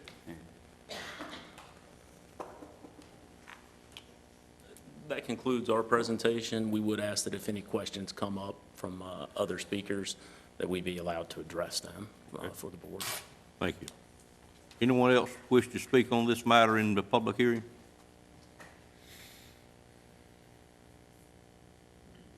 Seeing no one coming forward, I'd entertain a motion to close the public hearing at this time. So moved. Second. Have a motion by Commissioner Leggett, a second by Commissioner Belfield. Any questions on the motion? All in favor, let it be known by saying aye. Aye. Any opposed by a like sign? We are out of the public hearing at this time, and any more discussion by board members?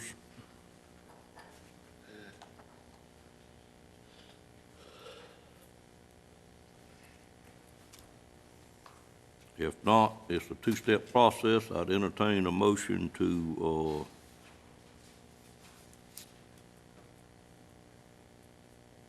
move forward. And of course, we need to make sure we include the 5 items if we go with consistency with the statement A, which is the first thing we need to address, A or B. Entertain a motion for either of those at this time. Mr. Chairman, I move that we a motion to adopt the conclusion with the supporting findings of fact. Is that option A? Option A.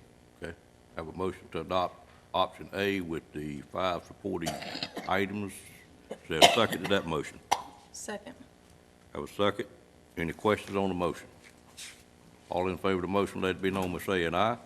Aye. Any opposed by a like sign? Motion carries.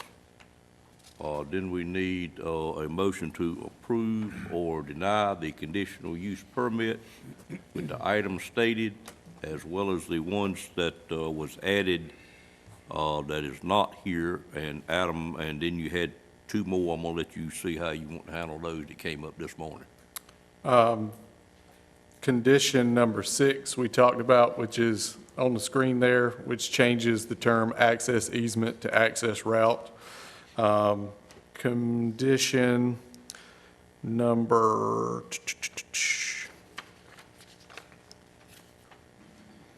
3, which references the residential property at 8885 Valley Road. I believe the applicant agreed to some additional revisions there, and so if you just want to stipulate the changes agreed to by the applicant around 885 Valley Road, so that would be revised condition 3. And then the only other question that I had in my notes was whether or not we were going to adjust the decibel level. And I think the chairman indicated he felt 75 was adequate. And so certainly we'll do what the pleasure of the board is on that one. All right. Okay, entertain a motion for approval or denial of the condition use permit with those items stated by Adam. Motion to approve. Motion to approve by Commissioner Combs, there a second? Second. Second by Commissioner Richardson. Any questions, comments? That would be at the 75 decibel level? Yes. Yeah. That was my question. Okay. Everybody understand the motion? All in favor of the motion, let it be known by saying aye. Aye. Any opposed by a like sign? Motion carries. Thank you. Thank you, and thank each one of you for being here this morning. And I'm gonna call for about a 8-minute recess at this time. Getting a lot of stares from my left.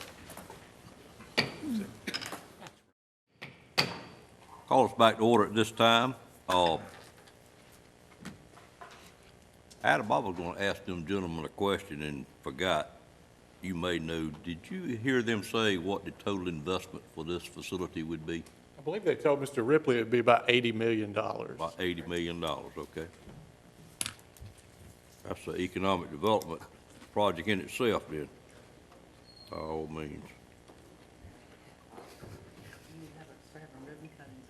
All right, we're now on item number 10, which is a renewal of a franchise agreement with North State Medical Transport and Eastern Transport. I call on Brian Brantley to make this presentation. Good morning, sir. Good morning. Good morning. Yes, sir. As I told you last month, we'd be back for the second approval for North State Medical, Eastern Medical, and second approval for a new applicant, Metz Medical Transports. And they will be used when Nash County EMS requests them to come in. And if approved, Janice or Stacy have the agreements for you to sign, Mr. Chairman. Okay. Any questions on this request? Entertain a motion for approval. So moved. Moved by Commissioner Combs, second by Commissioner Wells. Any questions on that motion? All in favor of the motion, let it be known by saying aye. Aye. Any opposed by a like sign? Thank you. Motion carries. We'll move to item 11 while you're up here, Mr. Brantley. Okay. The Whitakers Volunteer Fire Department had asked us to bring this resolution to you. It does not commit the county to any repayment of the loan. It is for self-contained breathing apparatus and the related equipment to that breathing apparatus, and for a total of $141,540.89. And so we were bringing that to the board. All right. Any questions on this request? I have a question. Go ahead, sir. Do both counties have to approve something like Whitaker's, or is it where the building is located? I'm not sure, Mr. Lamb. I know. I don't think we have in the past. I don't recall since I've been on board. In the letter I got with the request, it said it would be going to Edgecombe County as well. Yes, Okay. the cover letter did, if I'm not bad at mistake. Okay. I knew we had to do. I knew it didn't obligate the county to any repayment of the debt. Thank you. But Bensley get fire tax from each location. Right. I'm pretty sure they have to. I'm almost certain that letter said that. Okay. Okay. All right, entertain a motion for, did we approve that already, Madam Clerk? Okay, entertain a motion for approval. So moved. Moved by Commissioner Leggett, second by Commissioner Richardson. Any questions on that request? All in favor, let it be known by saying aye. Aye. Any opposed by a like sign? Motion carries as well. Brian, you're busy this morning. We'll move to item 12. Yes, sir. Hopefully moving fast. So, the EMS recognition that we're very proud of, and I brought Scott Strufy along. He's been involved in this since we were one of the pilot projects in 2005 when he was our training officer. And I just wanted him to explain to you how it worked. But from my point of view, our employees really need a pat on the back for this. It's a great thing, how they do, how they respond, the time they do certain things, all those things Scott will explain to you. And the survivability, some of this, the survivability of cardiac patients in the county does not focus here because the 911 center is not recognized in this.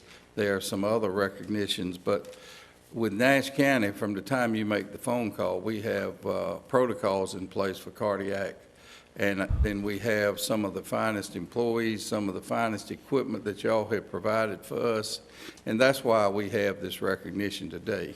So from me personally, I want to thank this board for supporting us and providing us the top-notch equipment to respond to these type incidents. And I'll turn it over to Scott. He's got a little brief presentation. Thank you. Good morning. So this presentation really is a culmination of work that started since about 2004 unofficially, 2005 officially, with a statewide initiative that was created called the RACE program. The RACE program was started with Nash County and 4 other counties around North Carolina to create a process of early recognition and treatment of heart attacks. At that time, heart-related deaths, specifically around heart attacks, was the leading cause of death in North Carolina. Most of you are probably aware we're in the buckle of the heart disease belt as far as the country's concerned. And it seemed to be a great opportunity for us to be able to truly do something meaningful and to get organized in such a way that it impact the most people possible. So Nash County and these other counties got together, started meeting with some cardiologists and research staff at the Duke Research Institute and developed this program. We crunched a lot of data, spent a lot of hours through those early years identifying what the common denominators of survival were. And ultimately, we created a program that over 80% of the counties of North Carolina adopted. And in North Carolina, by 2012, heart-related cardiovascular death was no longer the leading cause of death. So there was thousands of additional lives being saved due to this work. The meat of this is the paramedics come in the door with one of these cardiac monitors in their hand and can immediately do an EKG and identify the heart attack within minutes. So most of the time that contributed to, from the time that the citizen calls 911, typically with chest pain, that we show up and identify that there's actually a heart attack going on, is generally less than 20 minutes. And then less than another hour, we have them in a cath lab physically fixing the heart attack. And I'd be remiss not to mention our partners at Nash UNC and the fantastic work that they've done with their heart center that has dramatically improved that timing. Prior to the heart center engaging and working as they are now, we were having to drive to Wake Med or Vidant to get this care done. So Nash UNC is doing a fantastic job with their program.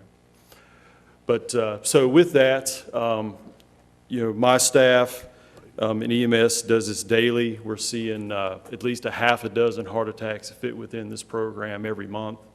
And by far, the majority of these folks are getting fixed, getting discharged within a matter of a few days. Most of the time, there's a very elaborate and comprehensive discharge plan for that now, including rehabilitation. And ultimately, these people are going home and living lives and being with their families without any significant long-term issues. So Mission Lifeline accreditation came about in 2014. The AHA Cardiovascular Care Committee came in, evaluated what the RACE program was doing, liked it so much, they adopted it, rebranded it as Mission Lifeline, and took it nationally. So now the work that started here in Nash County has had impact in saving lives across the country. And so it's something I wanted to bring to you guys to make sure you understand the scope of the work that is being done. And thank you for the support over those years that made this very possible. We come and ask for things a lot. And this is really where those things show themselves. We were 26,000 calls last year. And we don't take the opportunities to come and really explain to you what the benefit of that really is. But this is one opportunity that we didn't want to pass up. So on behalf of all of the Nash EMS staff, we want to thank you guys for allowing us the support to be able to be a part of a program like this. So thank you. Thank you. Any questions of Brian or Scott on this item? I've just got a comment. I'd just like to thank you guys, the emergency services, what you do. It really takes a special person to help others like you do, whether it be as paid staff or as a volunteer. So thank you. Thank you. I did have one comment. We had, fortunately, we only have 2 openings in our organization right now. We were interviewing last Thursday. And one of the candidates from Ms. Leggett's area, and we had just hired her part-time, I guess, two months ago. And during the interview, she said, I just want to thank you for hiring me. She was riding on a training day, her first day at work, and we had a cardiac arrest. And she actually got to see Nash EMS and our first responders run that cardiac arrest. Got the heartbeat back, took them to Nash, and she heard that the man walked out of the hospital a few days later. And she said, I'm in it for good now, she said. So, and of course, we know it doesn't always work out that great, but I thought it was interesting that a young lady had seen how the system can work, somebody without a heartbeat, and then walk out of the hospital. And again, it goes back to what Scott said, our partner Nash, UNC has been really great with their heart center. So thank y'all again. Thank y'all. Thank you. Thank you. Absolutely. We're now on item number 13. I'll call on Mr. Boone to make this.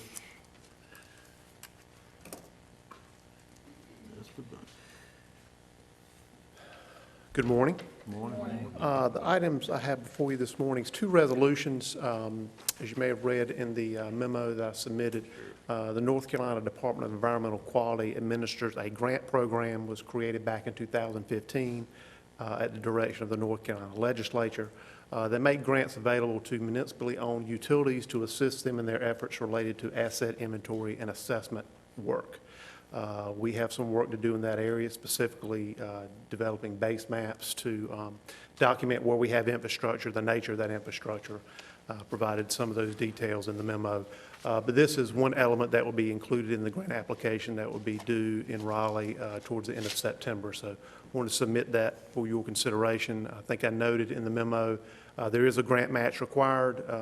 The grant maximum is $150,000 if the county were to be awarded a grant both for the water utility and the sewer utilities. That could be potentially a total of $300,000, and there would be a cash match be required, a maximum of $2,250. So you can see that would be a great return for the county and greatly accelerate our efforts in this area. So if there's any questions about the resolutions, be glad to answer those. Again, this is a competitive process, so we're not guaranteed to receive the grants. But I have a good feeling about it, just based on the award that we received to expand our water system into Dorches and Red Oak. The Secretary will be here this week. Intend to put in a plug in to him while he's here.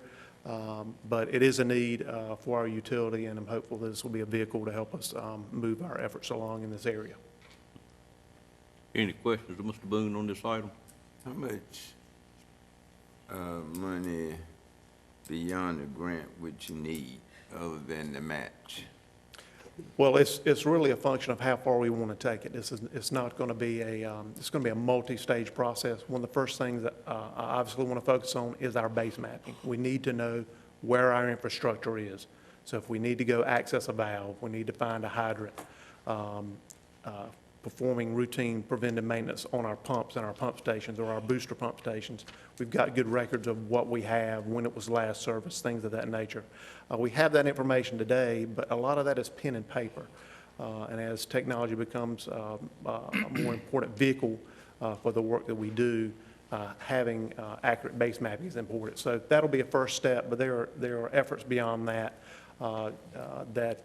if you fully implement an asset inventory and assessment program that you would follow in terms of predictive maintenance. When do you expect certain elements in your system to fail, and you try to extend the life of your system? So this is not just a one step and we're done. This is really the first step in a series of steps to building a robust utility system here in the county. Other questions? Thank you, Mr. Boone. Thank you. No more questions. I would entertain a motion to approve the request. So moved. Moved by Commissioner Wells. Is there a second? Second. Second by Commissioner Combs. Any questions on the motion? All in favor, let it be known by saying aye. Aye. Any opposed by a like sign? Motion carries. Greatly thank you, Mr. Boone, for bringing that idea to Nash County. We'll receive great benefit, and you're right, that is a great return on investment. Hadn't seen one like that in a long time. We're now on item number 4, Major 14, I mean. Yeah, we don't want to go back to 4, do we? Major Break, are you gonna make this presentation? I don't see Chief Medina here. All right, well, please come forward, sir. Good morning. Good morning, sir. How you doing? We're doing great. Good morning, everyone else. What this is a request from the Sheriff's Office to donate a retiring K-9 dog to the owner, the handler, David Borkin. And for the record, I just read this request. This request was put together by Chief Medina, and I was instructed just to read it for the record. K-9 Bosch is a Belgian Malinois born in Hungary on October 12, 2013. Bosch began his training with Southern Police K-9 in Moulmeyer, North Carolina the following year. In April of 2015, Bosch became a member of the Nash County Sheriff's Office, where he was assigned to Deputy David Borkin. Bosch has been credited with apprehending fleeing felons wanted for murder, armed robbery suspects, and breaking and entering suspects. Bosch has also assisted in locating lost children and elderly citizens. Throughout his career, Bosch has also performed numerous demonstrations for the public and schools to educate on the functions and capabilities of the Nash County Sheriff's Office K-9 unit. Bosch has also been credited for locating 16 pounds of marijuana, 100 bricks of heroin, and $45,000 in cash. Bosch currently possesses a multifarious amount of medical issues. One of the main issues affecting Bosch is chronic superficial keratitis, an autoimmune disease that affects the cornea part of the eye, which untreated can eventually scar the eye so bad it can cause serious vision impairment or blindness. Bosch also has hip dysplasia, an abnormal formation of the hip socket that can eventually cause crippling lameness and painful arthritis of the joints. Last but not least, worth mentioning, Bosch has lost a total of 3 teeth while working with the Nash County Sheriff's Office. The request is that he be allowed to retire and be donated to the K-9 handler, David Borkin. Any questions on this request? Is it being treated for his condition, the issues that he faces? He's had regular checkups, and as far as I know, he's not being treated for that issue with the eye yet, due to the cost. Other questions? Pleasure of the board. Move for approval. Motion by Commissioner Outlaw for approval. Is there a second? Second. Second by Commissioner Belfield. Any questions on that motion? All in favor of the motion, let it be known by saying aye. Aye. Any opposed by a like sign? Motion carries. Greatly appreciate Deputy Borkin agreeing to take him, and appreciate the service that the K-9 has provided to Nash County as well. We'll move on to item number 15. Are you going to handle this one as well? Yes, sir. Okay. Move forward, sir. Okay, number 15, this is a proposal to adopt or approve the transportation plan that was agreed upon between the Sheriff's Office, UNC Healthcare, Company Police, and Trillium. Also here today, we have members from the UNC Healthcare, Company Police, and members from Trillium, if you have any further questions. And I'll just go over this plan. And this plan is in compliance with North Carolina General Statute 122C-251, which will be effective October the 1st, 2019. And again, this was prepared by Chief Medina in consultation and working with the hospital police and Trillium. The transportation agreement between the Nash County government, the Nash County Sheriff's Office, and the UNC Healthcare Company Police authorizes the Nash County Sheriff's Office, the Nash UNC Healthcare Company Police, and other law enforcement agencies located within Nash County to transport an individual with an active involuntary commitment process to the first exam location. The first exam location is identified as the UNC Emergency Department. Nash UNC Healthcare Company Police have limited locations where an individual with an involuntary commitment process or emergency clinical or emergency petition can be picked up and transported to the first exam location. These locations are identified later in this agreement. Pathways to involuntary commitment process. Petition the magistrate, clerk of Superior Court, deputy clerk of Superior Court, and assistant clerk of Superior Court. A family member, friend, concerned citizen, or law enforcement officer can seek an involuntary commitment via magistrate, clerk of Superior Court, deputy clerk of Superior Court, assistant clerk of Superior Court. Facts should be documented utilizing the AOC SP 300 affidavit and petition for involuntary commitment. Upon reasonable grounds obtained by the court, a AOC SP 302 findings and custody order involuntary commitment is completed, ordering the respondent to be taken into custody within 24 hours after the date the finding and custody order involuntary commitment is signed. Clinical and emergency petitions. North Carolina approved physicians, eligible psychologists, and any healthcare professional who is certified to perform the first examination for involuntary commitment. Custody and transportation. Transportation to the first exam location within 24 hours of the custody order. The Nash County Sheriff's Office will locate and take into lawful custody an individual with an active involuntary commitment process and transport that person to the nearest receiving facility for examination. The Nash UNC Healthcare Police will take into lawful custody an individual with an active involuntary commitment process located on Nash UNC Healthcare property identified as Coastal Plain Hospital, Medical Bed Tower, Medicine Surgery, CPSU, CCU, CVICU, COU, and the Women's Center. Transportation to the second exam location, 24-hour facility. The Nash County Sheriff's Office, the Nash UNC Healthcare Company Police, and other law enforcement agencies located within Nash County will transport an individual under IVC to a designated IVC facility where a second evaluation will be completed by a physician within 24 hours. Transportation of the individual to Nash County upon discharge and termination of the IVC treatment. An individual discharged from a 24-hour facility may use his or her own transportation at his or her own expense. Individuals can be transported back to the residence located in Nash County by a member of their family, a guardian, or by arrangements made by any of the aforementioned individuals.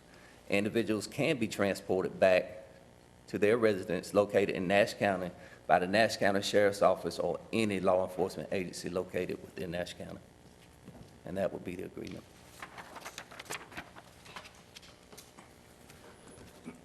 I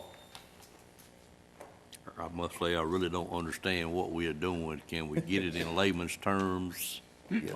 We know about the transports we have to do, or some of the people with you going to help us with that? Yes, sir.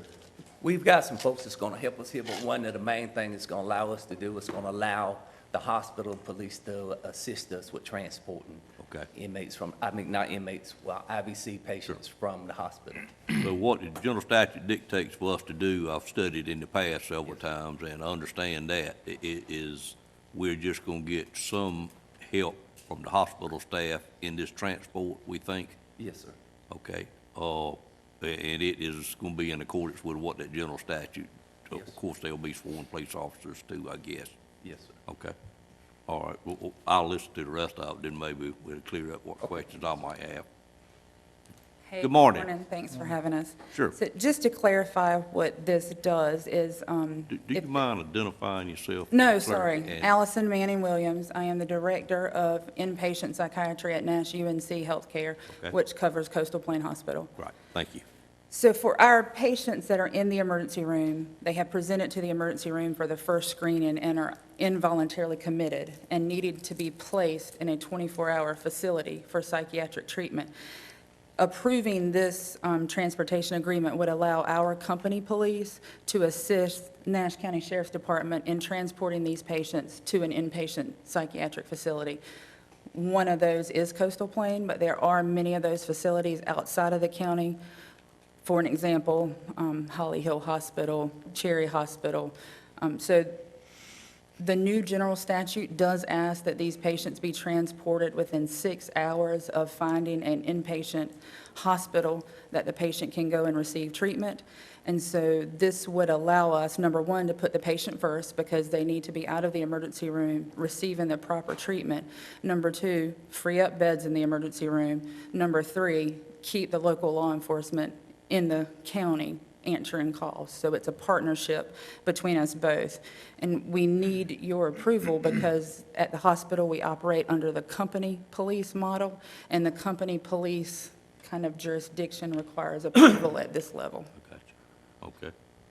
I guess, ask what makes y'all willing to do that. I heard you say, of course, to clear up beds and the patient comes first. Do you have a way of getting reimbursed for any of this? Not at this moment. So what makes us do is that the general statute does require that counties do a transportation agreement. Right. And those agreements have to be done by October 1st. Okay. We have reached out to Mr. Lamb and the county manager to start the discussions of finances, but of course, the ultimate goal is the patient needs to be treated where the patient needs to be. Understood. Okay. Any other questions from commissioners? Would you be adding any staff to do this? Any employees? Potentially, we may. We do have a small group of what we consider PRN employees that the chief would be tapping into to help support this process, and then we will use the staff that we have currently for our company police. They are licensed and sworn police officers. Yeah, I would think if it's keeping the county, law enforcement in the county, then it would be taking your people away from their responsibility, so there would be some additional cost to add whatever to cover that. Correct. But it is a working together to take care of the task at hand. So we feel if we work together, you do have a bigger pool of employees if you put the sheriff's department and our police together. And currently, we have actually lost some inpatient beds waiting for transportation. So we do feel like this joint venture is the right thing to do for the patient. Other questions? Oh, we ask questions, but it sounds great to us. I think it certainly does to me, to be able to work together in doing it, because it's been an issue we've been struggling with for a number of years. But of course, we're dictated by statute what to do. Any other questions? Did anyone else wish to say anything? She said all of it. She said it all. That makes it easy, doesn't it? Mr. Peterson, do you have any comment on this? She said it all. Okay, great. All right. And if there are no more questions, we greatly appreciate it. You've been here this morning, and the action we're supposed to take is a motion to approve or deny the request. Mr. Lamb, did you have anything else you wanted to add? No. All right, I would entertain a motion to approve at this time then. So moved. Second. I have a motion by Commissioner Combs. I have a second by several people. I'll let the clerk pick which one. And, Just pick one. any questions on that motion? All in favor, let it be known by saying aye. Aye. Any opposed by a like sign? Motion certainly carries, and we thank the hospital for their potential help with this item we've been struggling with for a while. Yes, sir. Thank you. Anything else we can do, please let us know. Thank you. Thank you all. Thank you for being here, Mr. Peterson. Always good to see you, sir.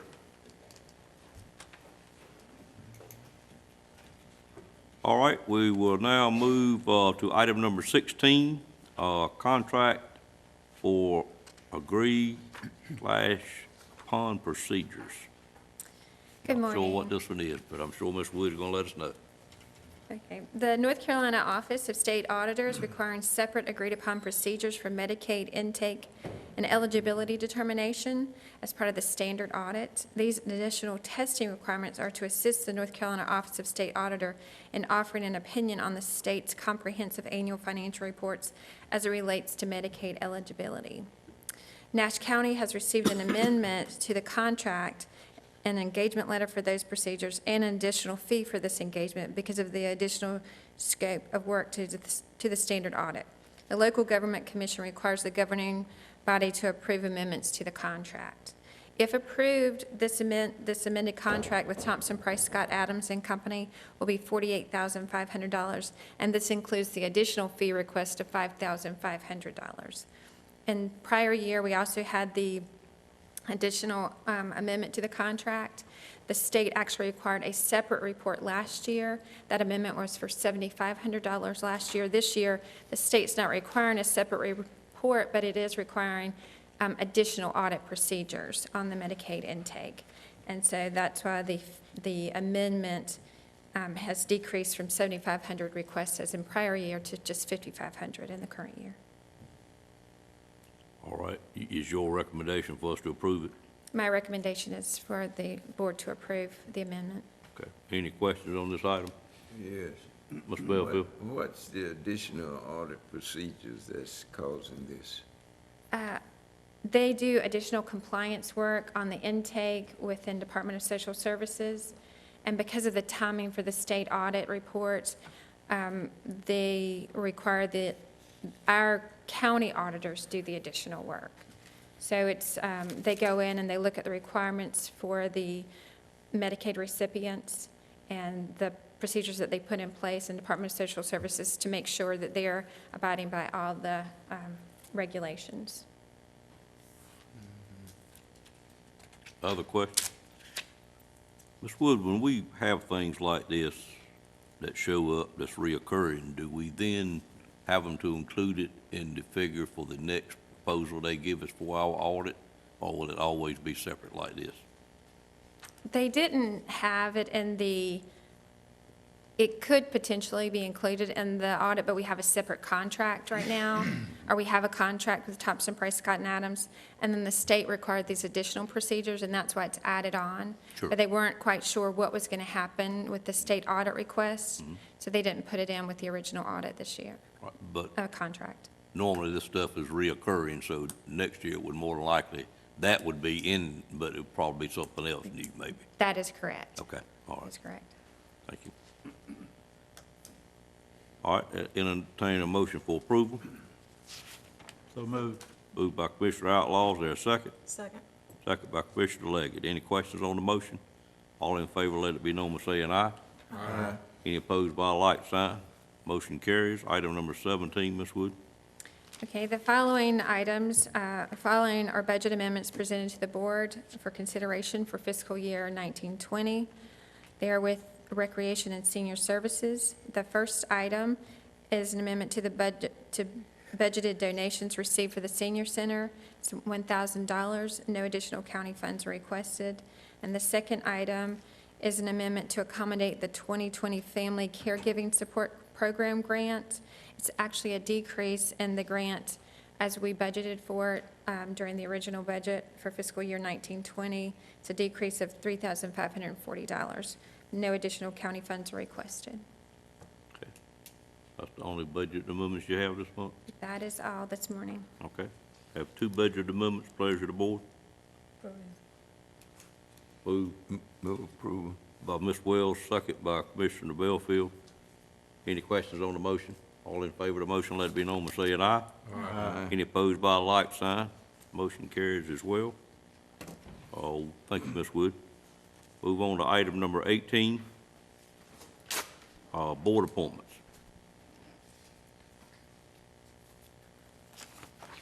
Good morning Good again. morning. We have two board appointments for the Travel Development Authority, the TDA, and I haven't heard any word of. I am still working on those. I don't have another meeting until January, so I guess it's not on the front burner, but I will get it to the front burner and try to have it next month. Yes, sir. We do have some new people that have been employed by some of our hotels. I just need a chance to go see them, but Sure. I'll certainly try next month to have two for us, because they need to be collectors. Okay. And then the other one that we have is for the Upper Coastal Plain Council of Governments Board of Directors. We need to, well, they're working on updating their board members, and a recommendation has come from the board chairman, Doug Hughes, that we replace an at-large member, Mr. Albert Richardson, with an at-large nominee that they're suggesting, Mr. Eddie Coates. Okay. Pleasure of the board on that. Are there any questions on that replacement by Mr. Coates? I guess he's agreed to the, Yes, sir. okay, I move for approval. Who recommended? Well, the recommendation came from a letter from our board chair, Mr. Doug Hughes. Okay. All right, I have a motion by Commissioner Outlaw, a second by Commissioner Richardson. Is there any other questions on that motion? Any more questions, Mr. Belfield? Okay. All in favor of the motion, let it be known by saying aye. Aye. Any opposed by a like sign? Motion carries as well. Thank you. Any more? Nope, that's all. All right. 19 is where we are, monthly tax report. I'll call on Ms. Doris Sumner to make this presentation to the board. Good morning. Good morning. As you stated, you have before you the monthly tax report. This one is designed to keep you abreast on the activities in the tax collector's office. And this report is for your information only and does not require any approval. It is recommended that you accept the report so that it'll be noted in the minutes. Any questions on the report? We'll note it as accepted. I haven't been doing a motion on that, Mr. Durham. Don't need to, okay. All right, accepted. Tax refunds. Okay, yes, sir. We do have some refunds this month that require approval so that we can disperse those funds. Any questions on those tax refunds? Entertain a motion for approval. Move approval. Moved by Commissioner Belfield, is there a second? Second. Second by Commissioner Leggett. Any questions on that motion? All in favor of the motion, let it be known by saying aye. Aye. Any opposed by a like sign? Item 20 stands approved. Item 21 is the annual settlement. Okay, yes, sir. As described in North Carolina General Statutes, the tax collector will submit to the governing body an annual settlement of monies received during the prior fiscal year. And I'm pleased to report that we had another good year in property tax collections. The tax base continued to grow at a healthy rate, and consequently, the levy to collect was 3.2% more than the previous year, and we were able to collect just over $1.6 million more in property taxes this year. And if you have your reports in there, I'd just like to highlight a couple of pages. On page 1, this deals with Nash County only. I'd like to point out that our total levy for the year was $51,254,266.41. Our total collections, $50,666,32.36. And our year-to-date receivables, $588,234.05. And this resulted in our final collection rate of 98.85%. So, and on the second page, this collects, says Nash County only all years. Our levy was up at $54,783,357.36. Our collections, $51,298,70.82. Our receivables, this is for all years, at $3,485,286.54. So everything was up, and the collection rate on those prior years were also, we had an increase in that as well. And on our third page, our prior year, Nash County only, all of the levy was up, our collection rate was up on that as well, and our year-to-date receivables were down. So we like to see it going in that direction. Page 4, with Nash County only, for 2018 on our real estate, our levy was $40,456,726.40. Our total collections were $39,884,742.74. And our year-to-date receivables left in just Nash County real estate only is $571,983.66. We ended up with a collection rate for real estate only at 98.59%. And then page 5 for Nash County only on personal property. That levy was $4,374,817.54. Our collections were $4,358,567.15. And our year-to-date receivables, $16,250.39. And that collection rate ended at 99.63%. And of course, we have our motor vehicles on page 6. And the last few pages deals with our countywide rate. And then the very final pages are with our Nash County and dogs, which we included because the auditors like to see that in the settlement as well. And I'd like to say, I want to thank the Nash County taxpayers for their support and efforts to pay their taxes in a timely manner. This would not have been accomplished this year had it not been for those great taxpayers. And I also want to thank the staff, which I have Ms. Donna Tinsley here with me. She's our listing supervisor and part of tax administration, for the great job that they do, and they work together so well.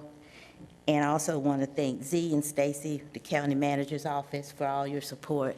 And of course, Mr. Durham, the county attorney's office, who has assigned us an attorney to help us with our foreclosures, and we really appreciate that. And also, I can't thank the Board of Commissioners enough for their support this year.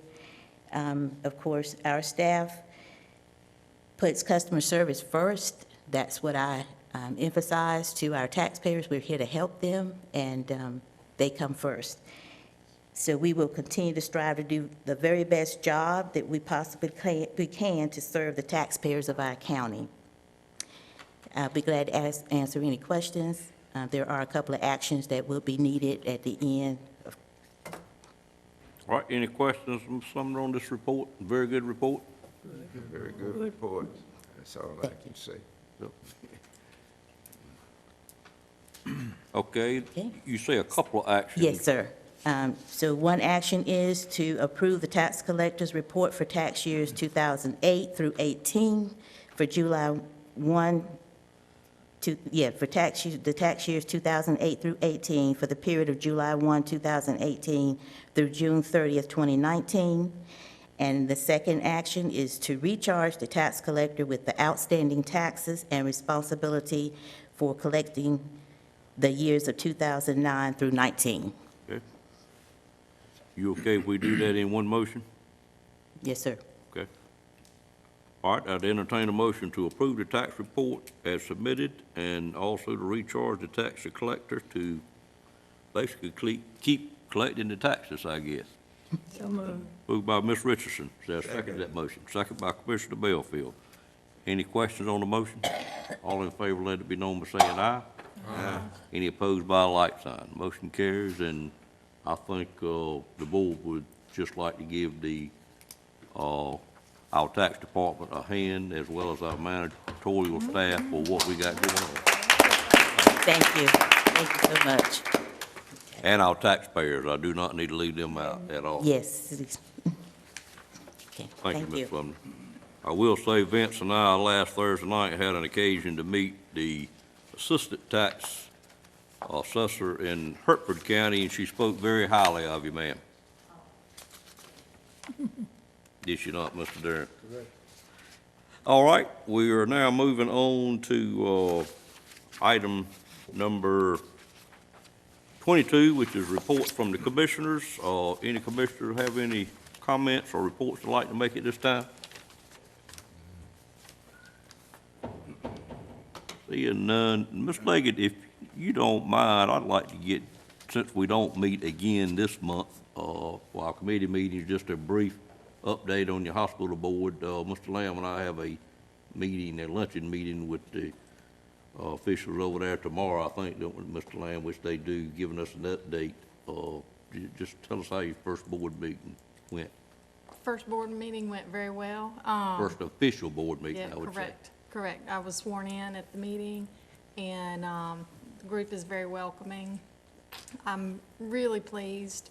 They're aggressive and very purposeful direction on improving the hospital's financial situation, and more importantly, their service to our community and improving the deliverables to patients. They are working very hard every day to make sure that is a good thing and that they're serving our community well. So those efforts are very clear in our meeting, and it's discussed a lot. Great. Any questions, Ms. Leggett, on that? I don't really know what to expect at our meeting tomorrow, but we'll report back to the board what we find out, which will probably be similar to what you just stated. But I appreciate that. Any other comments from commissioners? Mr. Belfield? Since we're not going to have another meeting now, I did represent Nash County at the National Commissioners meeting as your voting delegate. Right.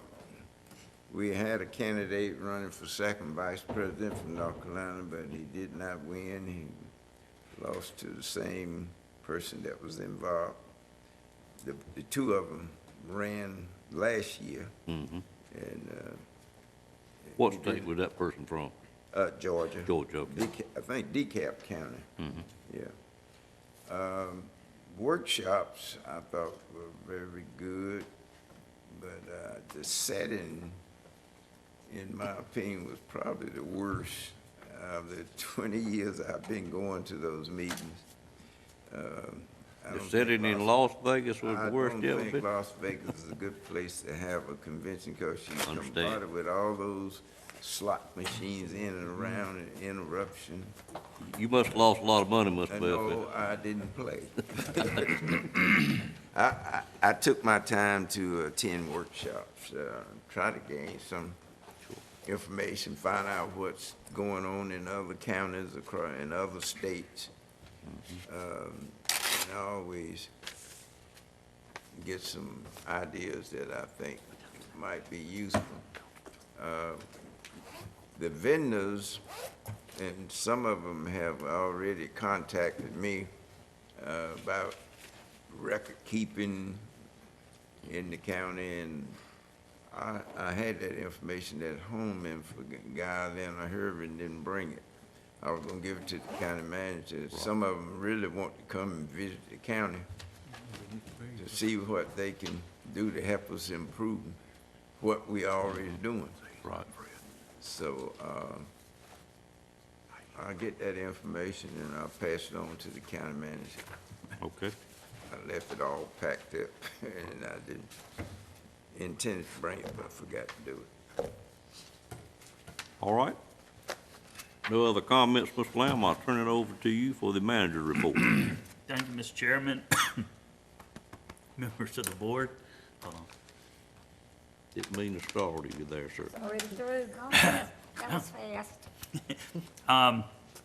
Just a reminder of this Wednesday, groundbreaking for the Northern Nash Water System at 5630 Dorches Boulevard is the physical address, at 10 a.m.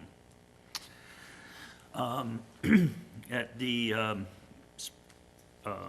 capital projects meeting, we've been advised by Sandy Vick, who's with us today, that the new audio-visual equipment should be installed by the next meeting on September 9th.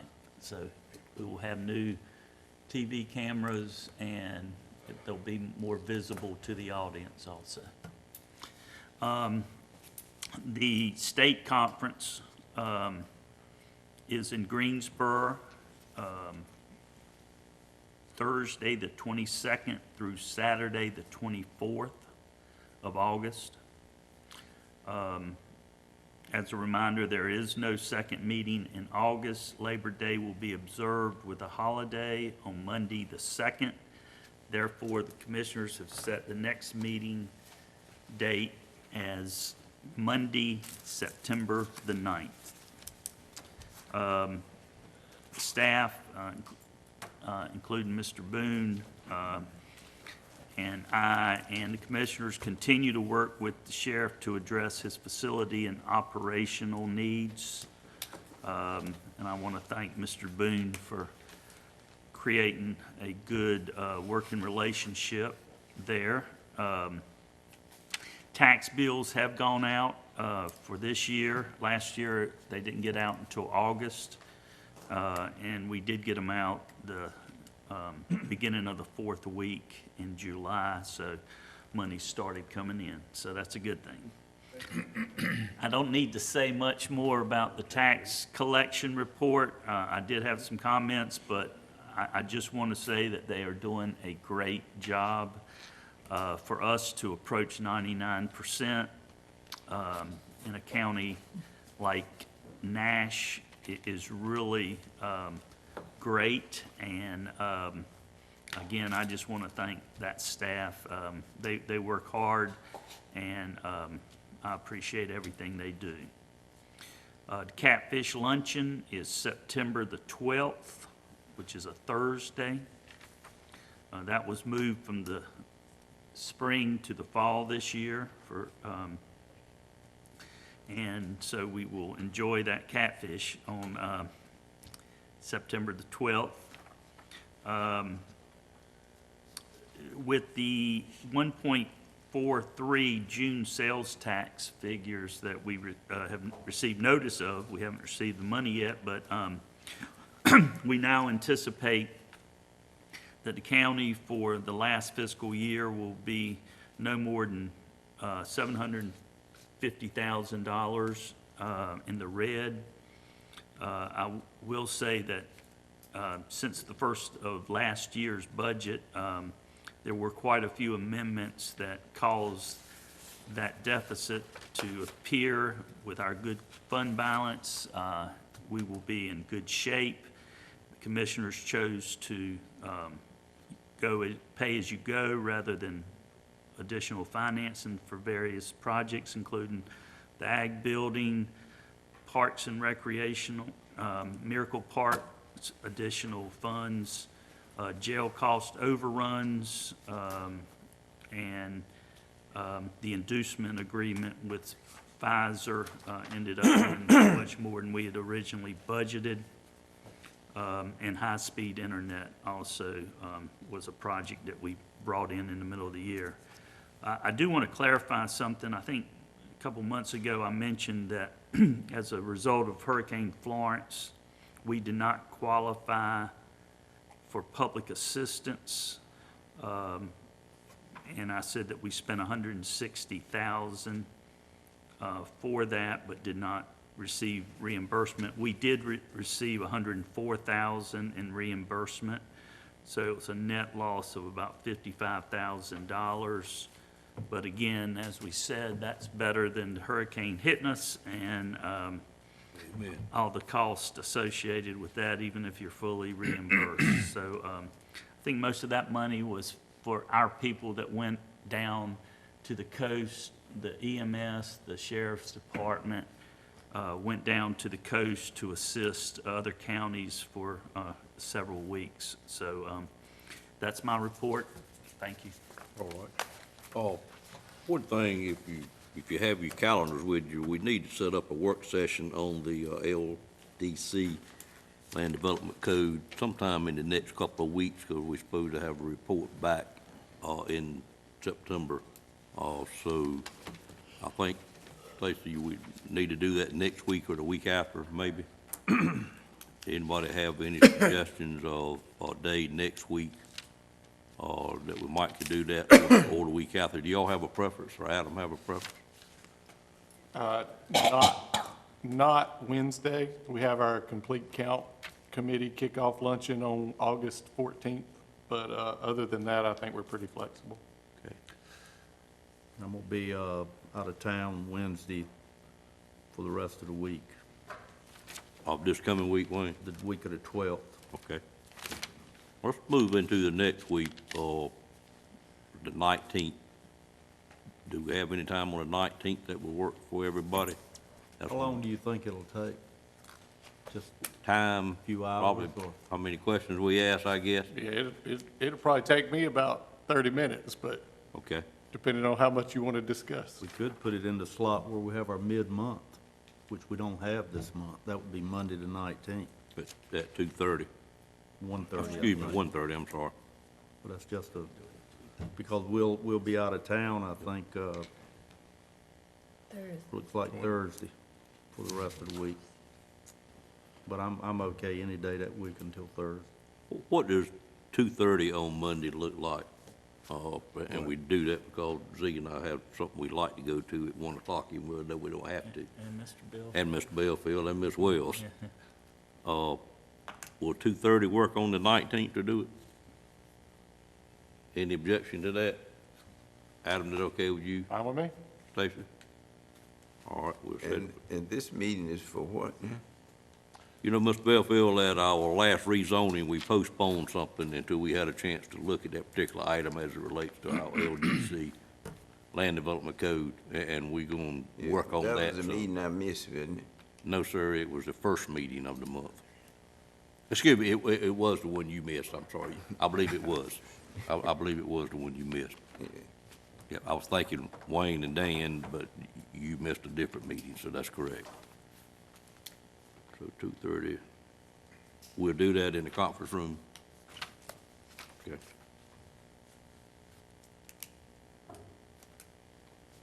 All right, we got that scheduled. It's 2:30. Yes, sir. 19th. At this time, if no one has any other comments, I'd like to call for a closed session.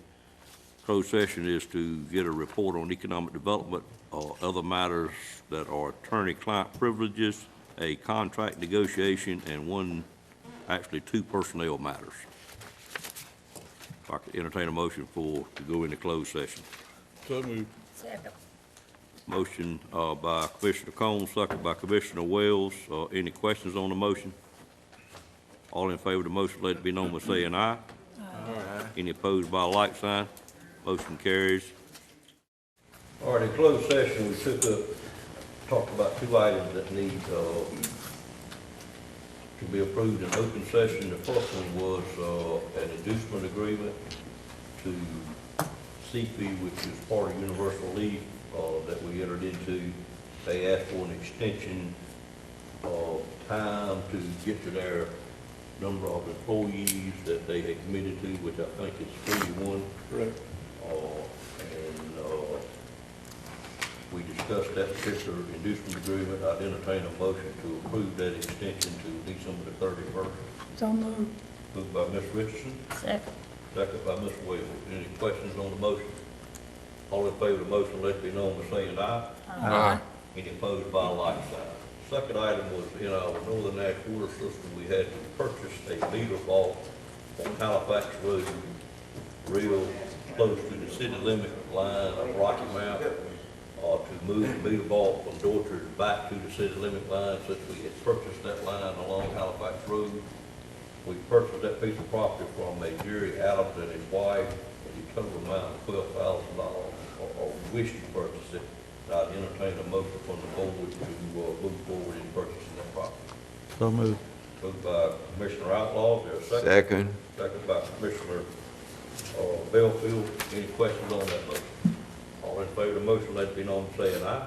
Aye. Any opposed by a like sign? Motion carries.